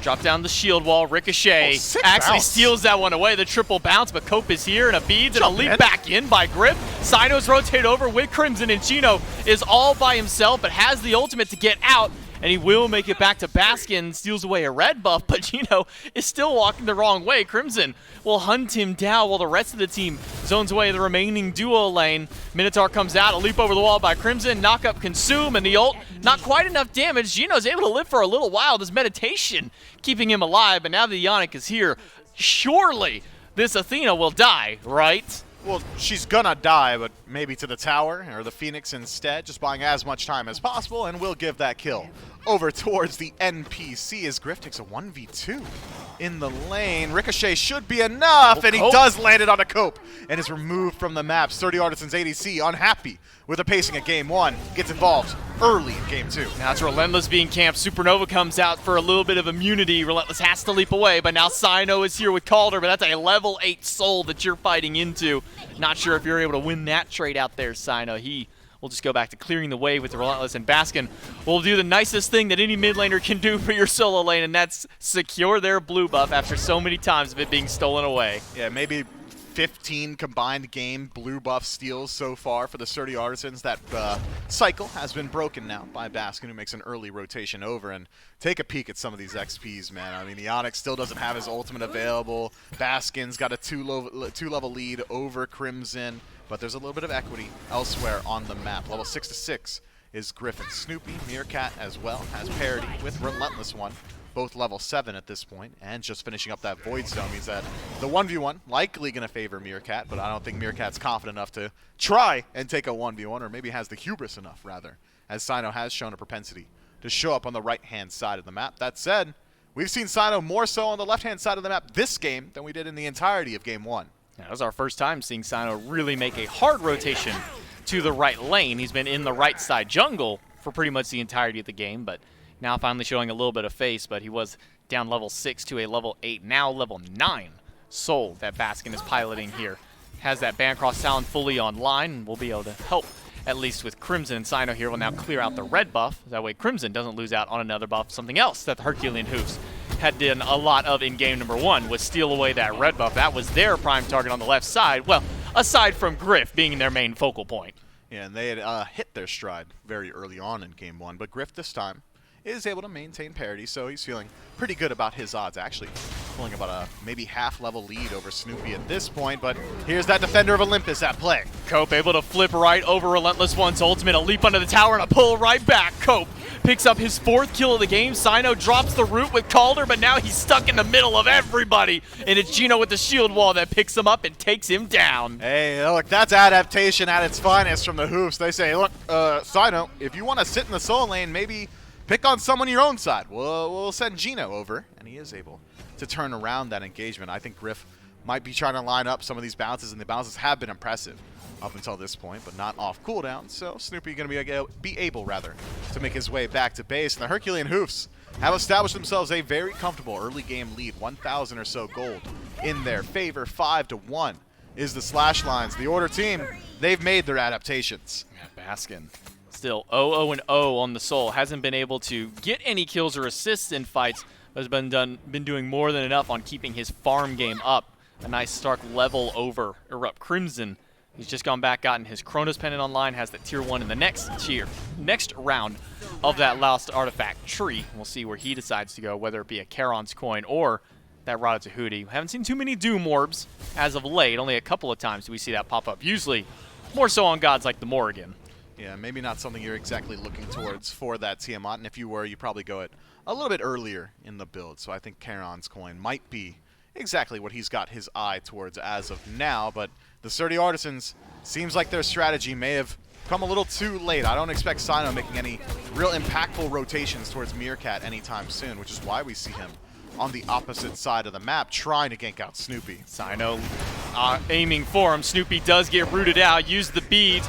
And how will he get out? Well, the wall was one option, but Griff cuts off that option with the Suns. Those rain down, pick up another kill, and it's Cope and Gino back on the right-hand side. All the bullying last game was against Meerkat, and now the tables have turned right back against Relentless One. The continued dive will make sure that Cope Baby picks up his 5th kill of the game in number 6 for the Hoofs. Yeah, Relentless One getting his comeuppance, I'd say. I mean, considering how much emphasis they put on Meerkat in Game 1, it's about time that it gets turned on their head as Sino puts a good deal of damage into Baskin in mid, but with 3 members there, got to think Baskin probably not going to try and re-engage this fight.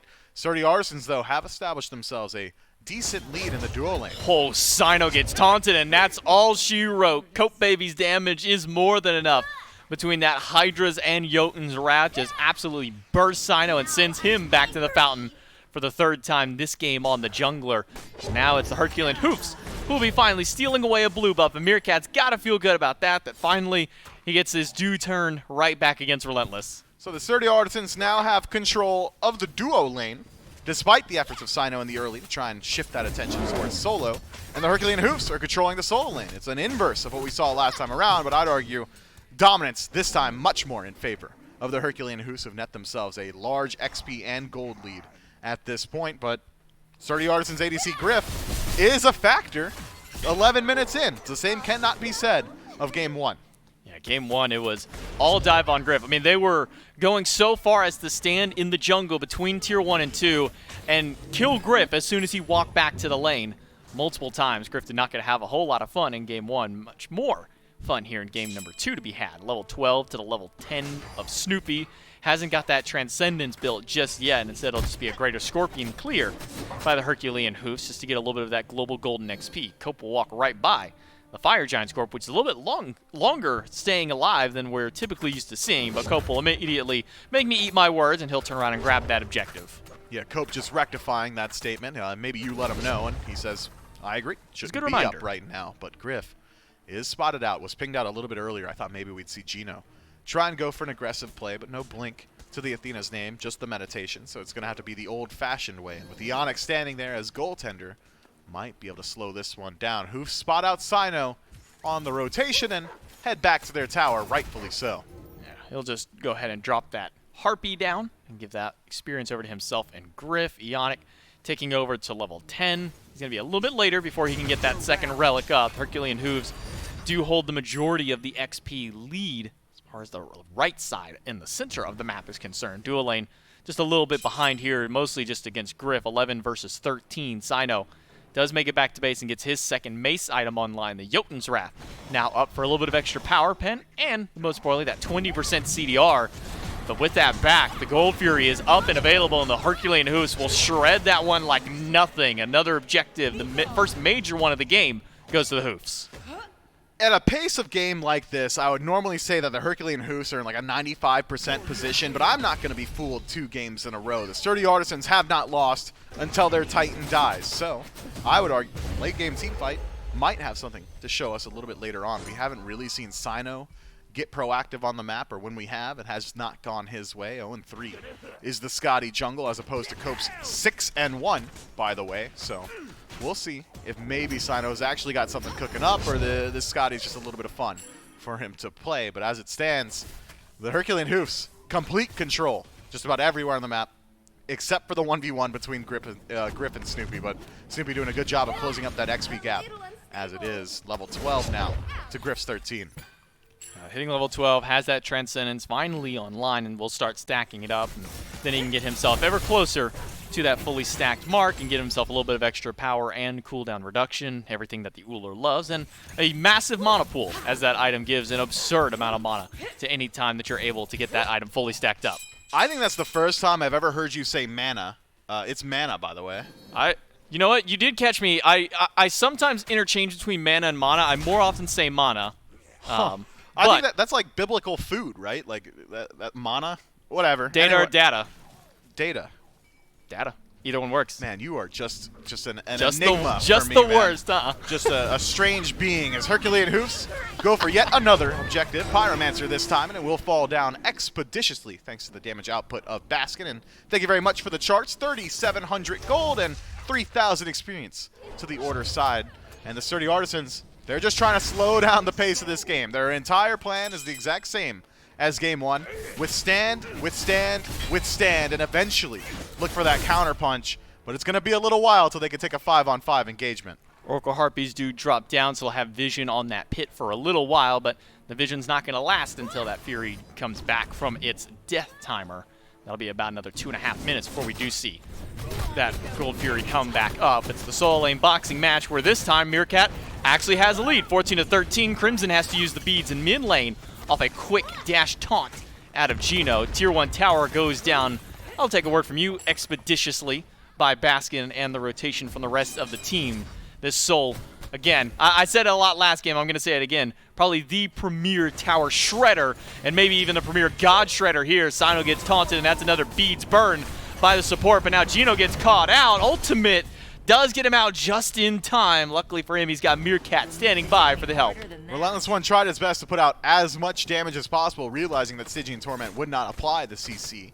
Wind Defender of Olympus is being channeled, just trying to make sure that Gino falls down before he's able to fully channel that ability, and is unsuccessful in doing so. Baskin, nowhere to be seen in that engagement, was actually on the left-hand side of the map, which is why I was surprised to see Gino positioning so aggressively on the right, but able to strip the beads from Sino, able to take the blink from Relentless One. Beads still down for Crimson as well.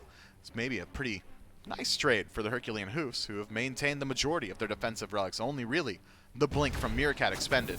Meerkat under the tier 1 tower. He finally gets his time to be the bully here with the rest of his team. Relentless trying to go for the back. Meerkat will tank up the tower, but for how long can he hold the tower for the rest of his team? It's a rotation in from Gino and Cobra. Relentless One is sustaining quite a bit, but not quite enough. Cope Baby able to feather step over, get his 7th kill, and 8-1 for the Hoofs. And man, 100% kill participation, but he's the one with the majority of those kills. Only Gino, the other player to have gotten another kill, and, oddly enough, also the only other player with 100% kill participation on his team. Yeah, the Hoofs are relying heavily on Cope Baby's backpack, and let's hope its seams are strong enough to hold every single member right now. 7-1-1. Is this a wheelish as Snoopy lets his tier 1 tower fall, and 1 versus 3, I think he'll probably let the tier 2 tower go down as well, is what I would have said had he not just done 80% of Sino's HP. Maybe some rotation from the rest of the team can try and at least get a punish there. It'll be a tier 2 tower trade. Cope and Meerkat will be able to grab that right side tier 2 tower in trade of their left. And I thought that maybe we'd see Gino and Baskin rotate over to take, or at least try and take a fight in the left side, but they will not do so. Instead, it will just be the tower trade out. Meditation still on cooldown here for Gino, sitting 80 seconds before that comes up. And Snoopy just trying to get a little bit of extra farm and get back and close up that lead that Griff had on him earlier. I've got the wildest sense of deja vu right now. 5,000 gold to the Order team, 17 minutes in. We're approaching the point with neutral objectives spawning that they can force a 5-on-5 engagement, but we have not seen the Soul Laners rotate out proper for a team fight until this point. Relentless One should be able to at least burn a couple of the beads off of the Herculean Hoofs as Snoopy puts a little bit of damage into Ionic, but the defensive positioning does belong to the Order team. Both Vision of the Oracles and Sentry Wards in their favor. Sturdy Artisans, I think, really can only look for the steal. I don't think they can take the actual team fight. Meerkat and Gino will be the front line. Gino at the frontest of the lines. He's there in an Ionic. Root comes out from Meerkat to slow him down. The Primal Fury does go the way of the Hoofs. The Supernova on Ionic's head is more than enough damage to take him out. And even with the Suns dropping out, it's not going to be enough damage to deter the Herculean Hoofs. They get the objective, they get the kill, and they put 8 on the board for Cope. Did I just see Cope use Gravity Surge off of Supernova? That's like one of the shortest knockups in the game. It's not easy. I didn't know that was something that you could like reliably do, but Ionic now learns his lesson as he is pulled in. Sino forced to use the beads defensively, but Gino may have taken a little bit too much damage with Griff coming in. That ultimate gonna be good to get some extra damage against Gino, but the attack speed from Baskin in that soul able to shred Calder away and provide an opening for Gino. He does still have ultimate up, so in case another fight does break out, you can always get there quickly. But Snoopy and Baskin take down tier 2 tower on the left side, and Baskin ever closer to that level 20, highest in the game at level 19, and we haven't even hit minute number 19 in the game yet. Curious how close he is to just hitting that level 20. Well, I'm sure we'll see it very shortly. A lot of that experience coming from the permanent and neutral objectives going their way. Sino, no beats available, is taunted in here, but Gino does not have much follow-up until just now. And now Cope gonna get credit for the kill. Meerkat and Cope will team up and get another kill for Cope. That puts 10 on the board. 100% kill participation still remains for Cope and Gino as they split that one down the middle. Or I should say, at least split the kills and the assists between each other. Whoever has the kills has the assist on the opposite side. Fire Giant started up, and with the 2 primary damage dealers of Baskin and Snoopy shredding that one away, there's no answer back for the Sturdy Artisans with Sino down. They don't want to risk going into it, and not just the fire, it's also the pyro that goes down. So Aggro said it pretty well on the desk earlier. The Sturdy Artisans may have won game 1, but if they allow the Herculean Hoofs to get a similar lead, they cannot expect to win game 2. Well, we're in the exact same position, but arguably a little bit worse as it's come a lot faster this time around. Just about 8,000 gold favoring the Order team. Fire Giant on 5 members and only 1 tier 2 tower standing between them and the exposed birds of the Sturdy Artisans. And the Sturdy Artisans this time around have still got some pretty good defense in their objectives. I mean, the Reigning Suns controls a lot of space. Sino should be able to close gap with Calder pretty easily onto priority targets. Relentless One to burn beads is going to be very useful, or at least Ionic could do so to set up for the Stygian Torment, or vice versa if they so choose.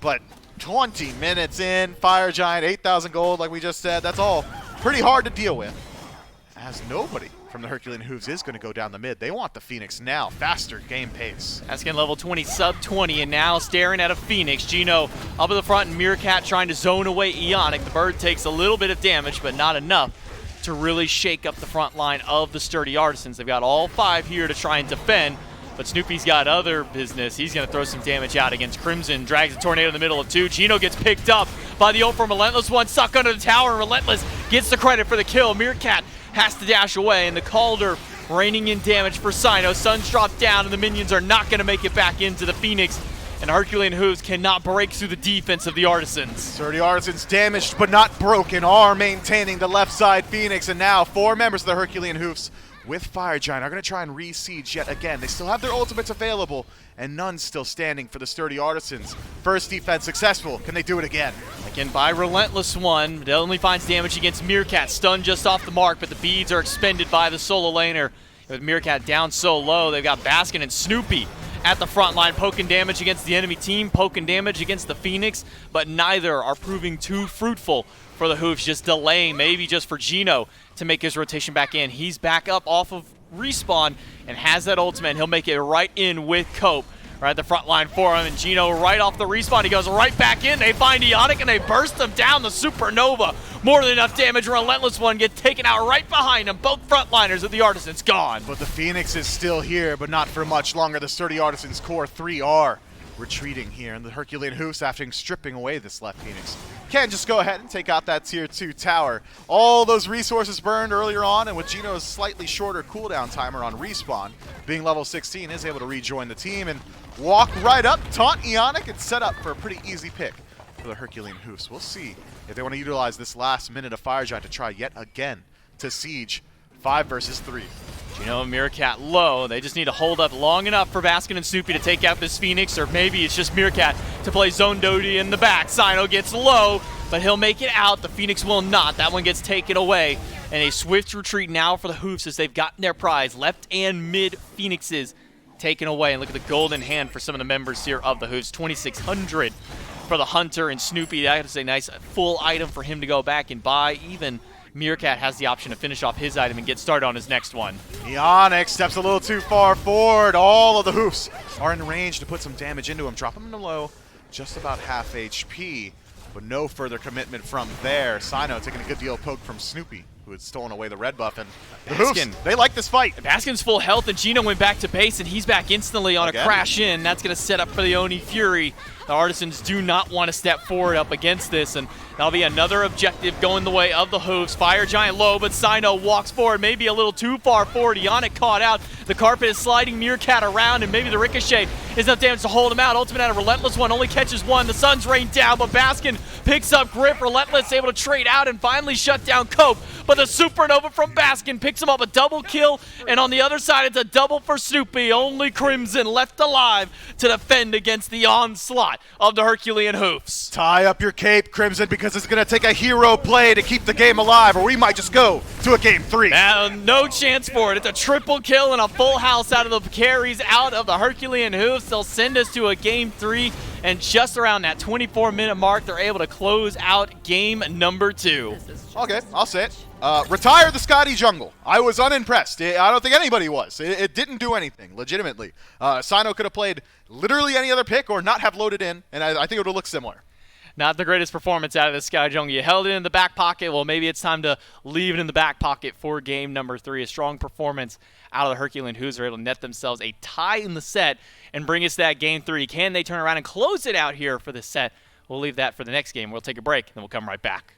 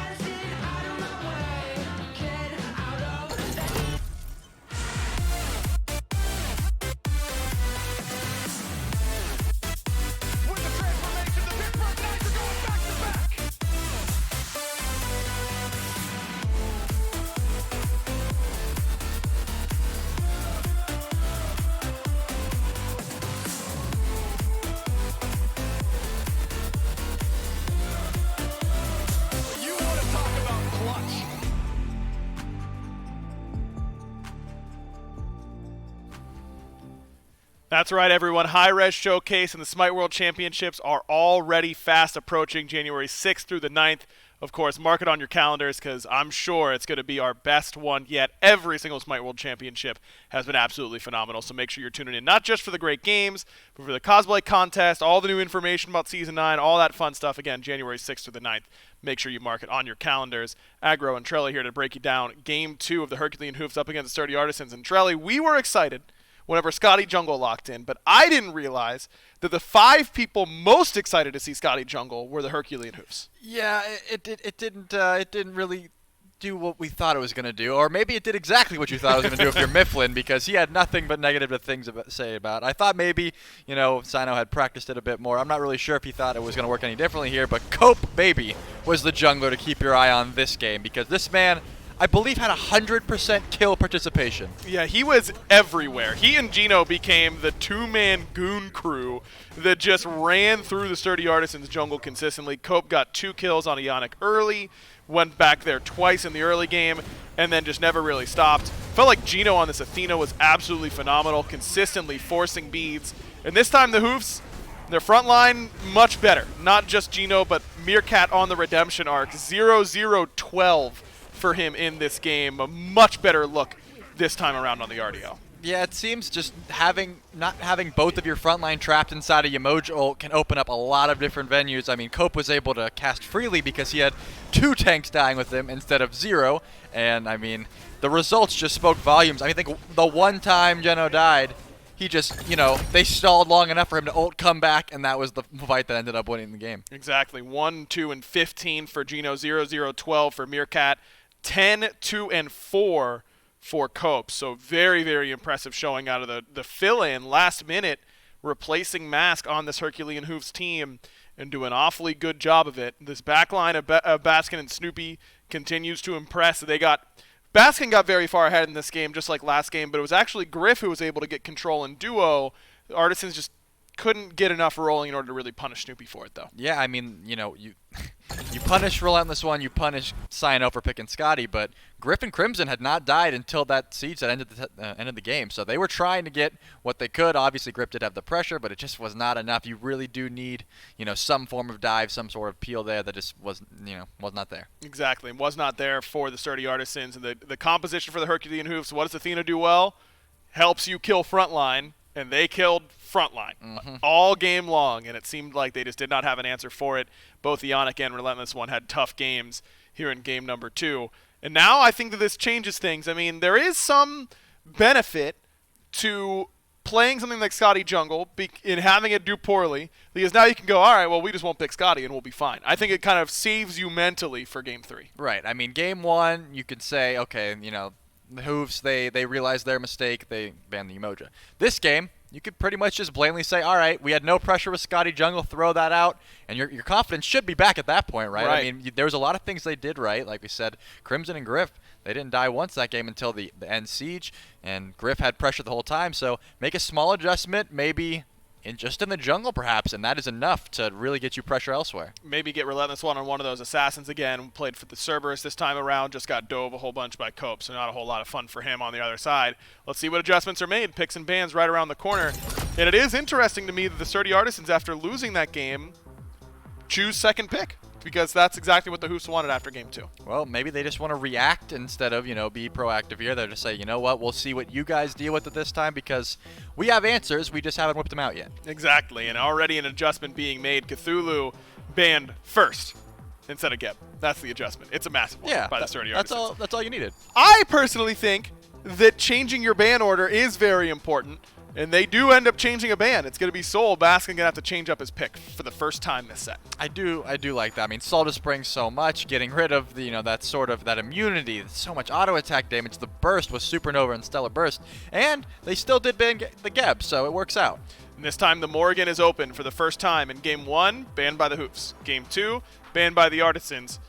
Are the Herculean Hoofs willing to take it, or do they go back to that Uller for Snoopy? That has been their first pick in every single game of this set.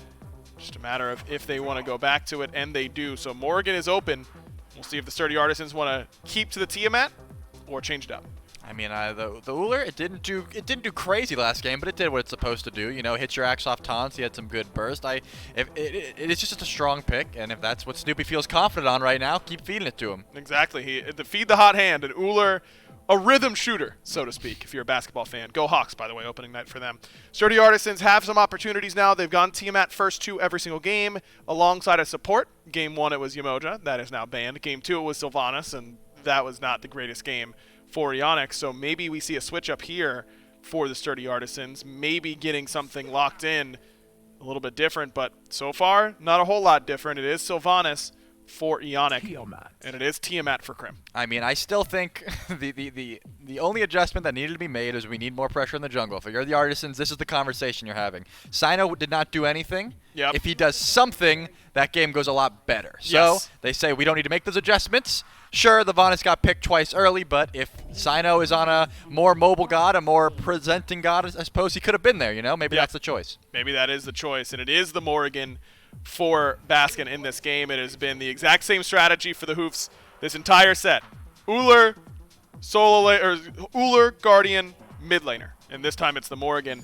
And a switch up from Griff this time around goes with the Hachiman, I thought, so that it wouldn't be so susceptible to the Awilix, but they don't want to play against that either way. They take it away from Cope. Yeah, put Cope on something that he hasn't played yet. Maybe that's that just switching that little bit up could throw off their game plan because they haven't banned the Awilix yet. So maybe that'll be enough to put him, put a shake in his step of some sort. And then Sino on something other than Scotty. That's going to be a way different jungle game than we just saw. Yeah, can't imagine we're going to see a Scotty ban here from the Hoofs. I imagine it will be very similar to what we have seen. And it is going to be a chalk ban, interestingly enough. So it is a little bit different this time around for the Hoofs. They've been banning ESET Camazotz. One of those will now be let through, at the very least. I think that we might see an ESET here if they let it through. They didn't ban it there, and we know that the Camazotz we know they're scared of the Camazotz. We know Relentless spoke highly about his Camazotz, so there's only one option as far as I'm concerned. Yeah, Camazotz is a better transform for the Morrigan, and so far there are no good transforms in this game for the Morrigan. I mean, these are not gods that you really want to be turning into very often. Sylvanas okay on the defensive, I suppose, but not exactly what you're looking for. So maybe they leave the Camazotz open as a way to give Baskin a solid transformation? That could actually be a pretty sick play, because right now Baskin, turns into Hachi to get on the horse to escape or initiate? Yeah, I don't really see exactly what he'd want to go for here. Usually pick the Morgan with that sort of thing in mind, right? So maybe they do have a sick jungle pick in the back. I mean, double Hoonbats is a possibility at this point. They have some options here. But yeah, maybe they'll just say, hey, yeah, I dare you to pick the Camazotz. You want to give Baskin Camazotz? But no, never mind. They're going to ban it. Ban it away. So ESET is open for Sino should he want it. He has bottom picked his god each time. This has been Relentless 1 slot so far in this game. Both teams following the same order for themselves in these picks and bans until this point in this set. Could go Ratatosker, but again, a better transformation for Baskin, and the Morrigan does put some pressure on you in that way. And despite the rough Game 2 performance, it's Cerberus once again for Relentless 1. So, I mean, you got to have some serious... No, there's no way ESET comes through, right? There's already 3 Magicals. You're not going to pick 4 Magicals right now. True. Not in this Mace meta, right? Yep. I just don't think that's your best option. You do have some prot shred on Cerberus, but, I think that's not the way they're going to go with this. So now... They didn't want to give that rat transformation to Baskin. I think that's a good play as well. So we're going to have to see. They're going to have to give something pretty solid here in the jungle because, I mean, Serb's also pretty solid. It's a good ult. You're tanky. But I think they're really looking for something more here. Certainly want something better than that. Loki and Thanatos, 2 picks that we've seen banned from Cope, are open right now. But it's Cabrakan locked in right off the rip. Not something that we see that much of. And Athena was open. But they go Cabrakan, Ratatosker here for the Hoofs. These were not the bottom 2 I was expecting. No, certainly not. I mean, Cabrakan should have, if this is going to be your solo, I guess these 2 could be interchangeable. We've seen some Cabrakan jungle, but let's just say in this case, this is a Cabrakan solo. It's not that fun of a matchup into the Cerberus, right? You do have to get your beads or you're going to be thrown under tower a lot. You could ult yourself off in that situation. But here, you do have a pretty sick transformation in the rat, which we've been mentioning. So at least that point, you have your bases covered. Baskin will be able to make these huge rotations if he needs to, as well as you have 2 globals now. 2 globals, so you have some options in that regard. And Gino probably piloting this Cabrakan is an interesting look because if the game plan has been kill frontline, Cabrakan does that okay, but not that well. I feel like he's a lot harder to execute on than something like the Athena. Yeah, one thing that the Cabrakan can do is trap the Vanus. You know, that's Yep. something that they've been doing a lot, is trying to just isolate this Sylvanas. So they don't have Yamoja. This could be, you know, a way of doing that. But also, Sylvanas can ult himself and kind of run out. It's a tricky business, and he's hovering it. The Psycho. Maybe I think they're picking Cabrakan in part because they thought, like, hey, Sino, don't pick ESET because I'll cage you. And he says, I don't care. They're going to need so much penetration aggro. Yep, they're going to need a lot of pen. 4 magical here for Sturdy Artisans, which is something you do not see very often. I mean, Cabrakan Tremor gets interrupted 2 different ways by ESET. You like that, but I feel like this Cabrakan ultimate now just got so much better. It was okay against Sylvanas Hachiman. Now to have it against Sylvanas Hachiman and ESET is huge. Yeah, you can't silence the Cabrakan one after he's popped it either. He kind of just gets the W key at this ESET, or, I mean, whoever he wants in this case. Who's going to stop him? The Sylvanas pull, I suppose, but either way, there's going to be a lot of penetration needed because 4 magicals are not going to come online until a little bit later. Don't forget, Dispel Magic. That's true. Has some prot shred. They have double prot shred now. They did. Oh, maybe true. Maybe they drafted around. They're gonna get some void stones. They could have up to play here. I feel like this was a challenge. They didn't ban the E-set, and Sino said, "I'm taking it head on." Got to take it head on. The Morrigan is the play this time for Baskin, and I think that is a different look for him. He's been so focused on playing front to back in these team fights. Now on the Morrigan, a bit of a different look. Maybe trying to get into this E-set jungle because Sino has consistently taken away Cope's jungle early in the games. Maybe a little bit of a different story this time. Yeah, I mean, Baskin can be super global with this ult, as we've been saying. You never really know where he is because he's invis, so they're going to have to put some tabs on him for sure because he could really get to either lane from mid. That's one of the benefits of having that rattle. You can get to either side if you need to, so if Meerkat's getting dope, he can go over there or vice versa. So I love the Rat Morgan. And I don't know. I got to give the draft to the Hoofs on this one, despite how confident I'm sure Sino is on this ESET jungle. I think the comp is working against him. I mean, they played a ton of ESET jungle. I believe it was earlier this year, and he was undefeated on it for a long stretch of time. But I agree, man. I feel like the composition may have betrayed the Artisans a little bit. Going that Cerberus solo, meaning that you now have 4 magical damage dealers. I mean, this should be an easy Heartward Amulet coming out of this Cabrakan. Some easy magical defense stacking here for Meerkat. I don't know how they kill frontline with this comp. Yeah, I mean, and especially because Ullr's going to go the mace build, you'd Right. assume, unless he throws in some sort of, it's just going to be... He's going maces. Yeah, of course, obviously. So it's going to be an uphill battle, but, I mean, I just said this about the Scotty, so I don't even feel like being a broken record at this point, but if anyone can do it, it's Sino. He certainly earned the benefit of the doubt, and I said that about the Scotty. It didn't work. Yeah. And I'm still giving the boy the benefit of the doubt because he's Sino, and this is what he does. He picks weird things. He sometimes ints. He sometimes dominates. Those are the 2 options that you have, and the Sturdy Artisans certainly hoping for the latter in this game. I think that overall, I mean, the Hachiman switch-up is interesting to me because it has been Ullr versus Ho Yi. What does Hachiman do in this matchup that Ho Yi doesn't? I think that, Hachi's safer, for sure. I mean, Ho Yi jump is so easy to follow. The horse makes it so you're pretty much never out of position unless you have Cabrakan walls on you. Cabrakan walls could be the difference maker. Game 3 going down to the wire here for these 2 NA teams. Let's throw it to the casters to bring us the action. Jump right on into this. Game number 3. Not a do-or-die situation. Loser does go down into the lower bracket for these 2 teams. Loser They'll have bracket. to face off against... You're going to call it the loser. The loser's spare their bracket. feelings. If you lose, you go to the loser's bracket, That's right, and where you have to losers face belong. off against the winner dogs as your prize against that. Not the most The loser enjoyable dogs. thing. They did lose, so I guess they are the losing dogs. They didn't pick enough dogs, and that's why they lost. That's their problem. They used to go like the Cerberus, Anubis, and that was winning, but I don't think they picked that at all, and that's why they ended up losing in that previous set. Back here in game number 3, it's J-Mac, Mifflin, and Doug with the action here, and it will be a Cabrakan support coming out of Gino. I was actually really curious if this was going to be Cabrakan solo or Artio solo. Will be Meerkat for a 3rd time in a row, just the same as Snoopy on their same gods. Hey, if it ain't broke, don't fix it. But J-Mac, I want you to do me a favor. Cast this little fight and then ask me a question later. Eonic down to half health. Griff under half. The double stuns coming out of this Cabrakan, putting quite a bit of damage back up against this duo lane. Sturdy Artisans will have to sit under tier 1 tower as Baskin Takes a bit of onslaught damage here. Cyno and the extra stun from Crimson. Baskin's got to be even more careful on this Morrigan as he's getting chunked away by this double mage mid. Ask me about ESET jungle, please. Okay, so tell me a little bit about ESET jungle here. So it made a lot of sense when Cyno was playing it in like 8.7, 8.8, like before we hit the jungle patch where all the maces got good. But now that all the assassins are incredibly strong, my man is assassin adverse. We can't even get hunters in the SPL to play hunters. They're so busy trying to be assassins. So in this assassin world, Cyno decides to fight the tide and bring out the ESET jungle with an already triple magical composition. It's kind of wild. Look, I'm convinced the tab just doesn't exist on his account at all. Because I asked him in the interview, I said, hey, is everything okay? Do you have a working assassin tab? And he just said, oh no, I like to play what's fun. But at this point, 3 games with no assassins coming out of this player in the assassin meta?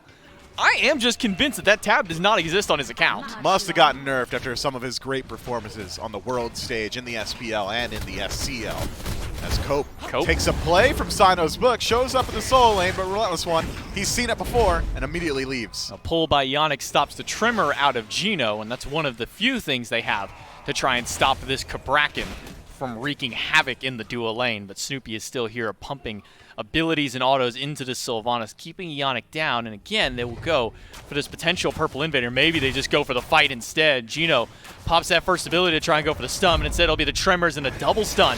This one on to Yannick. Pull in will hold Snoopy in place, but Snoopy gets stunned out by the EI Jutsu and needs some extra help. The Tremors from Gino hold him in place for a little while, but it's a rather healthy Yannick and Griff.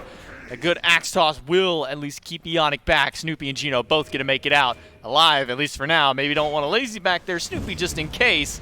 And he'll wisely keep his eyes set in this dual lane. Snoopy playing with a little bit of fire here. No potions available, barring 1 health card. But an ultimate from Baskin. Level 5 in from Baskin's rotation. Yannick gets caught out, and it's Gino who turns around and gets a kill of his own. Baskin loses quite a bit of health in the fight up against Griff. And immediately all of them will go back under that tier 1 tower. First blood goes to the Hoofs. It does, but Griff solo trying to take out this purple buff, has Crimson right behind him, so should be able to secure himself this invade. But great bait from Snoopy to just hover around so close, trying to force Yannick into going for this pull, and he takes the bait and immediately gets shut down by the secondary Ratatasker. Cope does not have to use his own ultimate, just by existing gives Baskin enough value to get first blood for his team. And this is one thing the desk was highlighting, was up until this Ratatosker, there weren't too many great targets for this Morrigan to transform into. And then they said, well, you left the Ratatosker open. Cope kind of likes playing this god. Maybe we just lock it for ourselves, so that way we do have some way of utilizing this Morrigan transformation. And Baskin puts it to work immediately after hitting level 5. Solid rotation to the left side does net them first blood and a small gold lead. It does. Cope has finished off his Acorn as well. The passive Ratatasker allowing him to do so without going back to base, so he should be able to pull a slight XP and gold lead as he does not have to waste time headed back to shop, and he does so by getting himself 1 level in the lead. Cyno 5 to Cope Baby 6, and Herculean Hoofs yet again establish early game dominance. First blood goes their way, gold lead as well, but we'll see what they can continue to do with it. It's not what you're able to get off that first kill, but instead the rotations afterward, and that purple buff invade from the Sturdy Artisans does a good job of at least mitigating some of that loss. So you're telling me on Ratatosker, I don't have to go back to base and pick up that Acorn, I can just do it anywhere on the map? That's right. And there's a little fun fact for those of you at home who were unaware of that. Same thing can be said of Chang'e sitting in the lane. She can send her rabbit back to the base and pick up an item. Only 1 item at a time, but Cope can only do that with the Acorn, so he doesn't have that luxury that mage does have in her kit. Instead, Cope will at least get his Acorn. He's got that Bumpus Dagger, and sitting at 0-0-0, Baskin with his rotation gets at least an assist in his column, and maybe a fight once more in this mid lane. Yannick eats some damage from the Dark Omen with a pull back on a Gino, pops some damage, and there's the walls to hold Yannick in, but he's going to need some help getting out. Great Ultimate ult. will at least hold Cope off for a little while, but the stuns, the spin, and the tremors are keeping him in, but the meditation is keeping him alive. But not for much longer. Baskin with a fadeaway Dark Omen takes him out. Yeah, Dark Omen plus a basic equals 1 dead Yannick, and Yannick chose that engagement. Gino put in a little bit of poke, tried to disengage, but a pull in from Yannick, and Gino says, word, you really want me right here? Walls him off, and creates enough time for the rest of the Herculean Hoofs to rotate their way inward. And that whole engagement starts over one thing. It was these right side Harpies, and at the end of the day, the Herculean Hoofs should be able confirm those for themselves, and they will do so. Rup Crimson sends a tornado over the wall, but it does nothing. Legitimately zero, doesn't hit a minion or a god. And the Herculean Hoofs put their second on the board, nearly netting themselves about 1,000 in the lead. Herculean Hoofs will not go for this left side invade like they have been prior. Instead, it's Snoopy backed under his tier 1 tower. 700 gold, around the similar experience that the Hoofs do have in their favor. That mid lane is where at least some of the lead for the Sturdy Artisans are at least holding out. Level 8 compared to the level 7 out of Baskin. This Tiamat just making sure to get as much farm as possible, running that similar build that we saw in Game 2 with an early Kronos Pendant for that CDR. And you go immediately after to get that Charon's coin just to get some extra stacking online, get that percent pen as quick as possible. Meanwhile, on the other end, Baskin going for that Doom, as you said, and I think it's going to fit him just fine. Huge power infusion, a little bit of additional movement speed so we can close gap more easily. As a small skirmish erupts around the Oracles, but only one team really wants to take that fight. It's the Herculean Hoofs. The Sturdy Artisans let that one go without too much resistance. Oh, Meerkat gets to be all by himself on this side of the map yet again. He came out very ecstatic out of that last game. The fact that he didn't feed / get camped for a second game in a row. He said, and if I'm gonna try and get as close to his quote as possible, is you can do it to me once, you can do it to me twice, but not twice in a row at the very least. So now we'll see if Meerkat can get a little bit of freedom here in game number 3. And it seems that is the option for both of them. Neither team really making any rotations toward this right side of the map. Remember that point Aggro made in the Game 2 desk about how Meerkat would have to at least split up his defense to deal with the jungler and his lane matchup? No, Sino's playing a mage and does not connect the stun, and nothing left in the tank. Ultimate out of Sino will give him some mitigation, some good healing back, but now that Geno's rotated in, there is no escape forward, and he walls off the horse, but unfortunately hits the wall instead of hitting Griff and opens up a path for the Hunter to get out. Now with the Ionic here, no further aggression out of the Hoofs, but they are able to grab Sino at least. Hey, Geno gives Griff a second lease on life. We'll see if Griff is able to do something with it, but yeah, man, ESET jungle used to be pretty good in like 8.7. But as of now, if you're not connecting that Spirit Ball, you're probably just dead. And Snoopy doesn't connect the axe, but who needs it when Geno's there with the walls? Relentless uses the blink to get away from Baskin, and Meerkat now in rotation back to the lane. Ionic in the middle of 3, used the ultimate to hit 2. Grip rotates in, but so does Cope. A stun is good onto Grip to get some damage, but they're fighting right back at him. Snoopy has to leave the fight, and Cope is going to get the express path right back to the fountain. Geno all by himself. Ionic with the pull, but not much more beyond there. Geno is able to walk away. Maybe not for long with Crimson rotating over. Meerkat, he'll find 2 in that right side jungle, and he'll make it back to Tower 2. Had Geno not messed up his ultimate a little bit earlier, Griff would not have been there to deal that damage and find himself his first kill, and the first kill for his team at the 9-minute mark. So second lease on life paid off immediately. Griff feeling pretty good about that one, I'm sure. Now 1 level lead over Snoopy in the long lane, but very similar to what we saw in Game 2. Herculean Hoofs have the lead on the map, but Griff has the lead in the lane. Yeah, Griff cashing in a certificate early on and able to pay dividends immediately. Getting 1 kill, Ionic able to live through that fight. And man, that Lotus Crown protection that comes through with those Wisps, not only do the Wisp give this Sylvanas those protections, but that extra little boost coming from the Lotus Crown keeps Griff so tanky in that fight. It felt like they were just doing basically no damage to that Hunter. Ionic got to live for what felt like eternity. Geno going with this Heart Ward Amulet, sure, he's going to have a lot of magical defense, but not a lot of damage to his name just yet. No, he won't. And every time Ionic lands whiffs on just about anybody at this point in the game, you probably want to stop fighting that guy. I mean, they become so tanky. The effective tankiness of the heal as well has to be factored in. And Griff, running that calculus live in front of everybody, says, I could take this fight. And he does exactly that. But the Herculean Hoofs still do have potential to fight back in, as Ionic has now net himself 1 level lead as well. So, left side of the map, in control of the Sturdy Artisans. Snoopy was just waiting for the buff to come up, and he'll secure it. He's going to get Ionic's ultimate and a little bit of poke from Griff, but Snoopy, at the end of the day, able to hold on to his buff, hold on to his life and his relics. He's not too deterred by that. So it'll be a greater Scorpion call and a burn down by the Sturdy Artisans, able to grab at least 1 of the neutral objectives off the map. That'll reset the Scorpion's position, but most importantly, set up for that Gold Fury to now be on the spawn timer. I think had Ionic connected that ultimate, could have at least forced the beads from Snoopy, or the damage output would have been good enough for Griff to look for an aggressive ultimate in the tower. But instead, Snoopy spaces himself properly and not only secures his purple buff, but maintains his defensive relic as well as his life. So nice micro play from the Uller on the side of the Order team to just remain afloat, to tread some water for now. I'm expecting Cope to make a rotation relatively soon over towards this long lane, considering how aggressively Griff has been playing for the last couple of minutes, but instead, it's more solo lane focus from Cope. More poke against Meerkat, and another blue buff stolen away. This time just Relentless One. Used the ultimate and the Ghastly Breath to do so, so expending quite a bit to strip that away. No ult will be up for Relentless should a fight break out on that right or a rotation towards this mid side of the map. Said Bastion level 12, he goes back to base. He's got the Doom Orb and the Divine Ruin online, so a little bit of anti-heal to try and answer against this Sylvanas and against Cyno with his ultimate. Up that circle of protection. Sometimes people forget just how much you can heal from that ability, especially if you can get it fully stacked up. Yeah, it's a lot, by the way. It's a ton. I don't know the exact numbers, considering scaling. But a buttload. A metric buttload. That seems to be the scientific term that I'd go with as well. And it's not just Cyno affording his team healing, but also damage mitigation. You've got healing from Ionic as well. Some self-sustain from Griff as he has picked up Aussie. You've got meditation.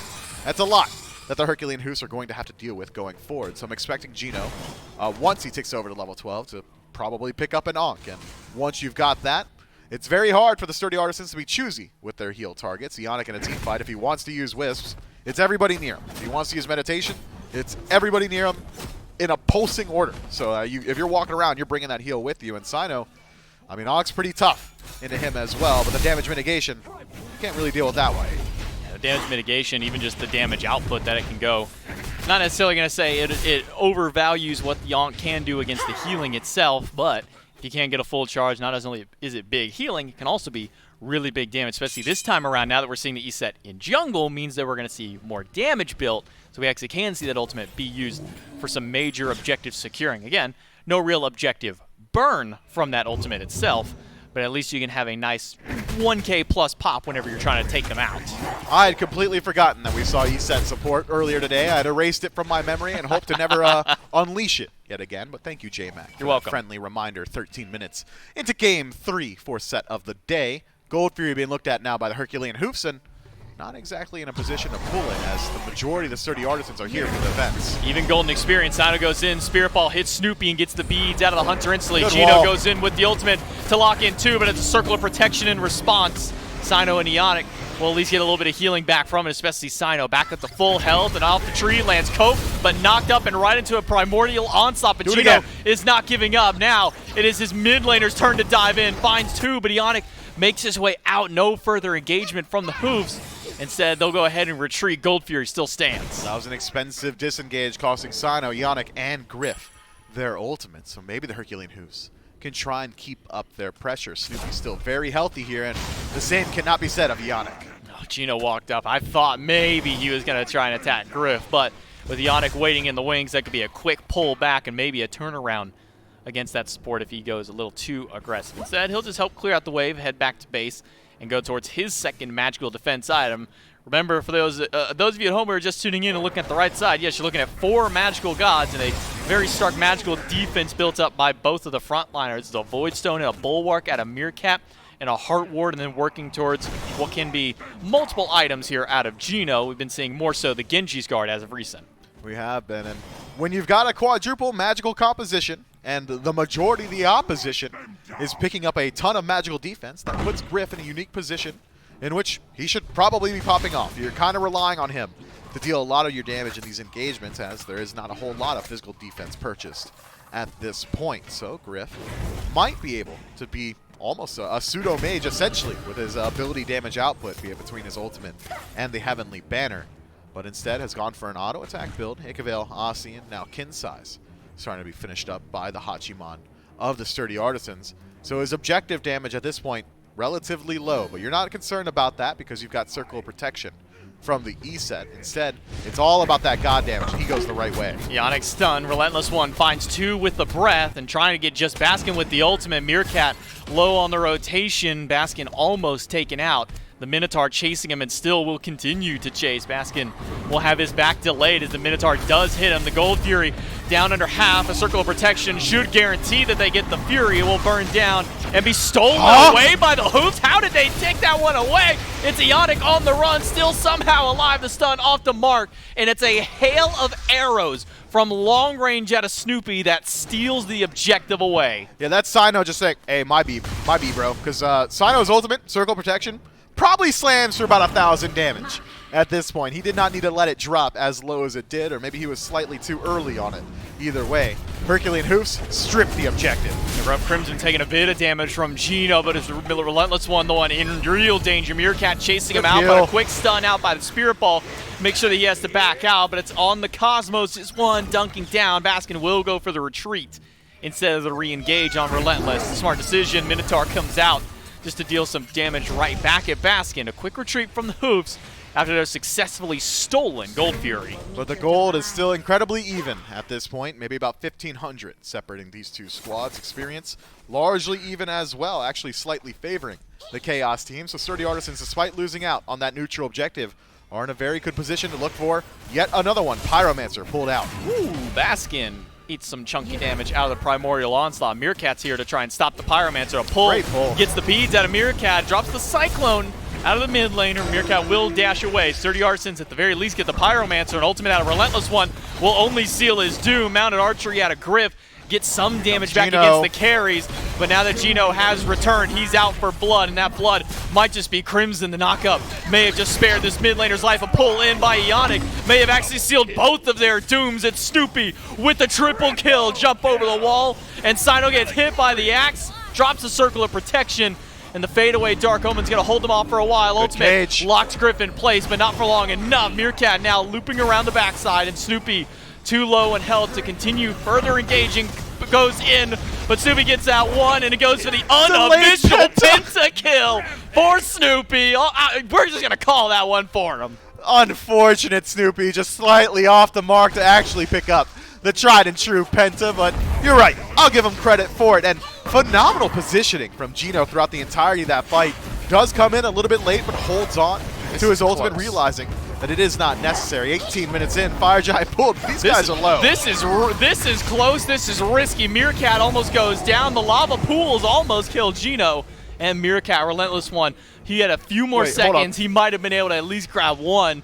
A few of the backs do manage to go through. Gino just going to have to run as fast as he can. Relentless does have Blink.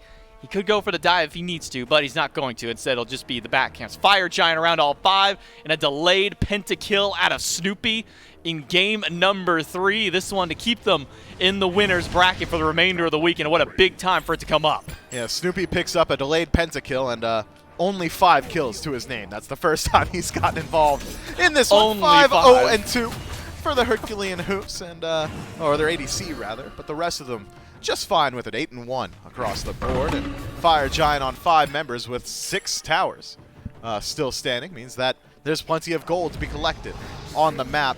Sturdy Artisans, it's a little bit one note in the defense. Once circle of protection is dropped, that's when they're going to dig in their heels. Until then, you don't have to worry. No, Griff gets caught on the lazy back under the tower. He'll be able to use the mounted archery, but he's not going to get very much distance. Dark Omen hits, but not Gino is not willing to dive too far to try and get that kill. Instead, it'll just be a focus on the tier 2 tower. Add a little bit more gold to the Herculean Hoofs' pocket, another 1,500 up in their name. Now spikes them upwards closer to a 4,000 gold lead. And Cope Baby in the middle of the jungle, up on the Cosmos. Where will his target be? Maybe it's just to hold this fight back, or maybe it's a dunk right in on the carry. Sino, under half health, drops the circle protection, but Gino gets thrown right back into the clutches, and it's going to be a second one. Relentless picks up a double of his own. Snoopy on the run, uses the Aegis early, but how early was it? Maybe just a little bit too much. Meerkat goes down to Griff.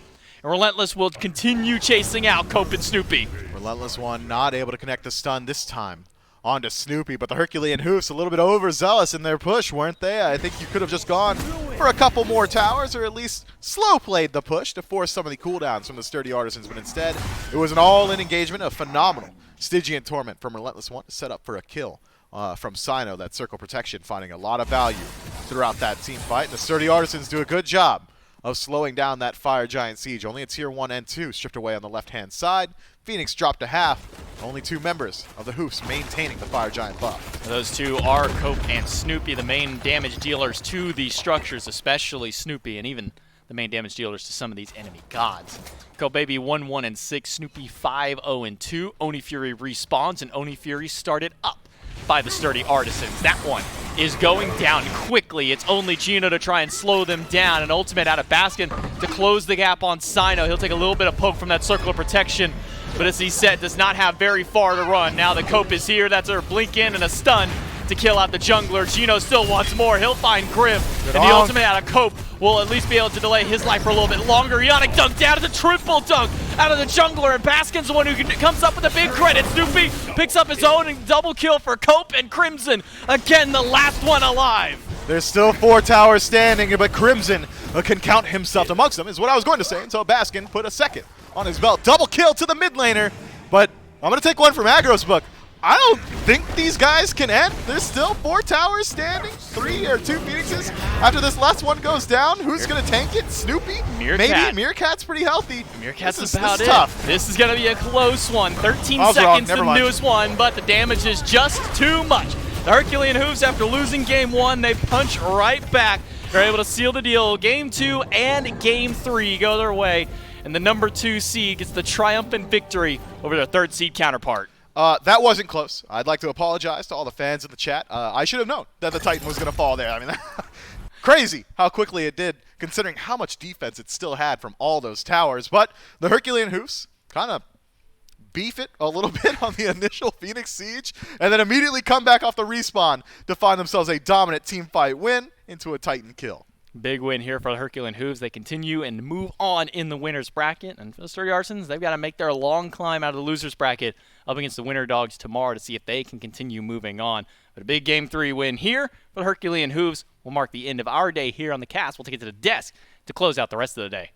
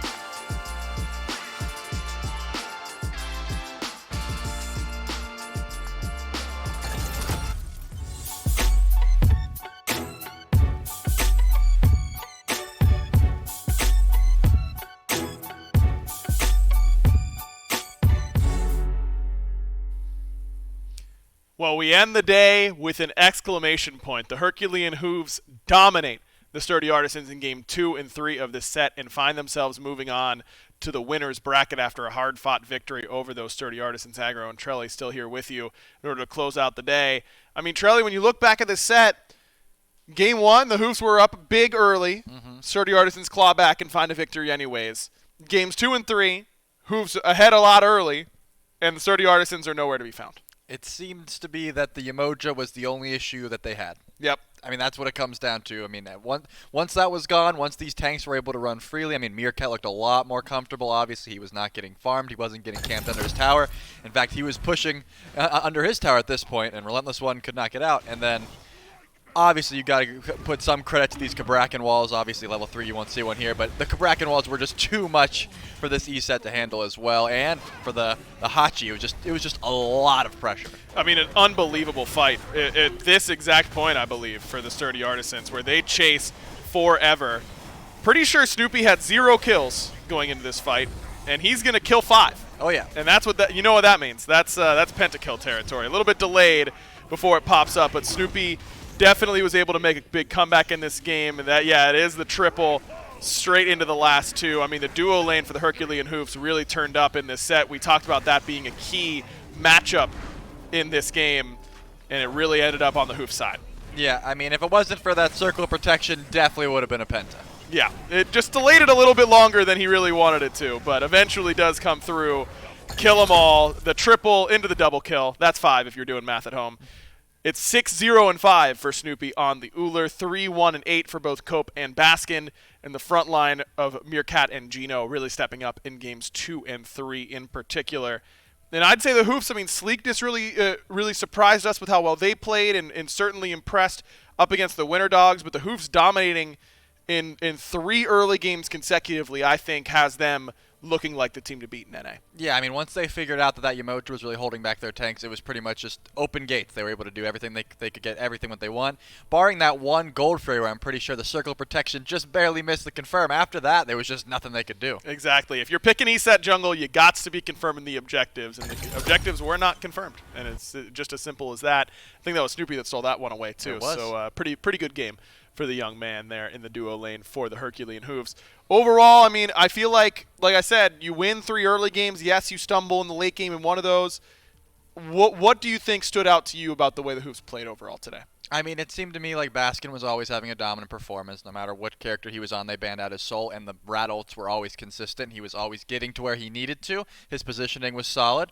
And then the Snoopy, the man himself, that Penta, that really did stand out to me. I'm going to count it in my head, and I hope everyone else will too at home. Yeah, of course. We're all counting that one for sure. And in fact, we'll see if he's counting it. He is. I actually don't need to ask that question because J-Mac's asking questions, but don't ask that one, J-Mac, because we've already answered it.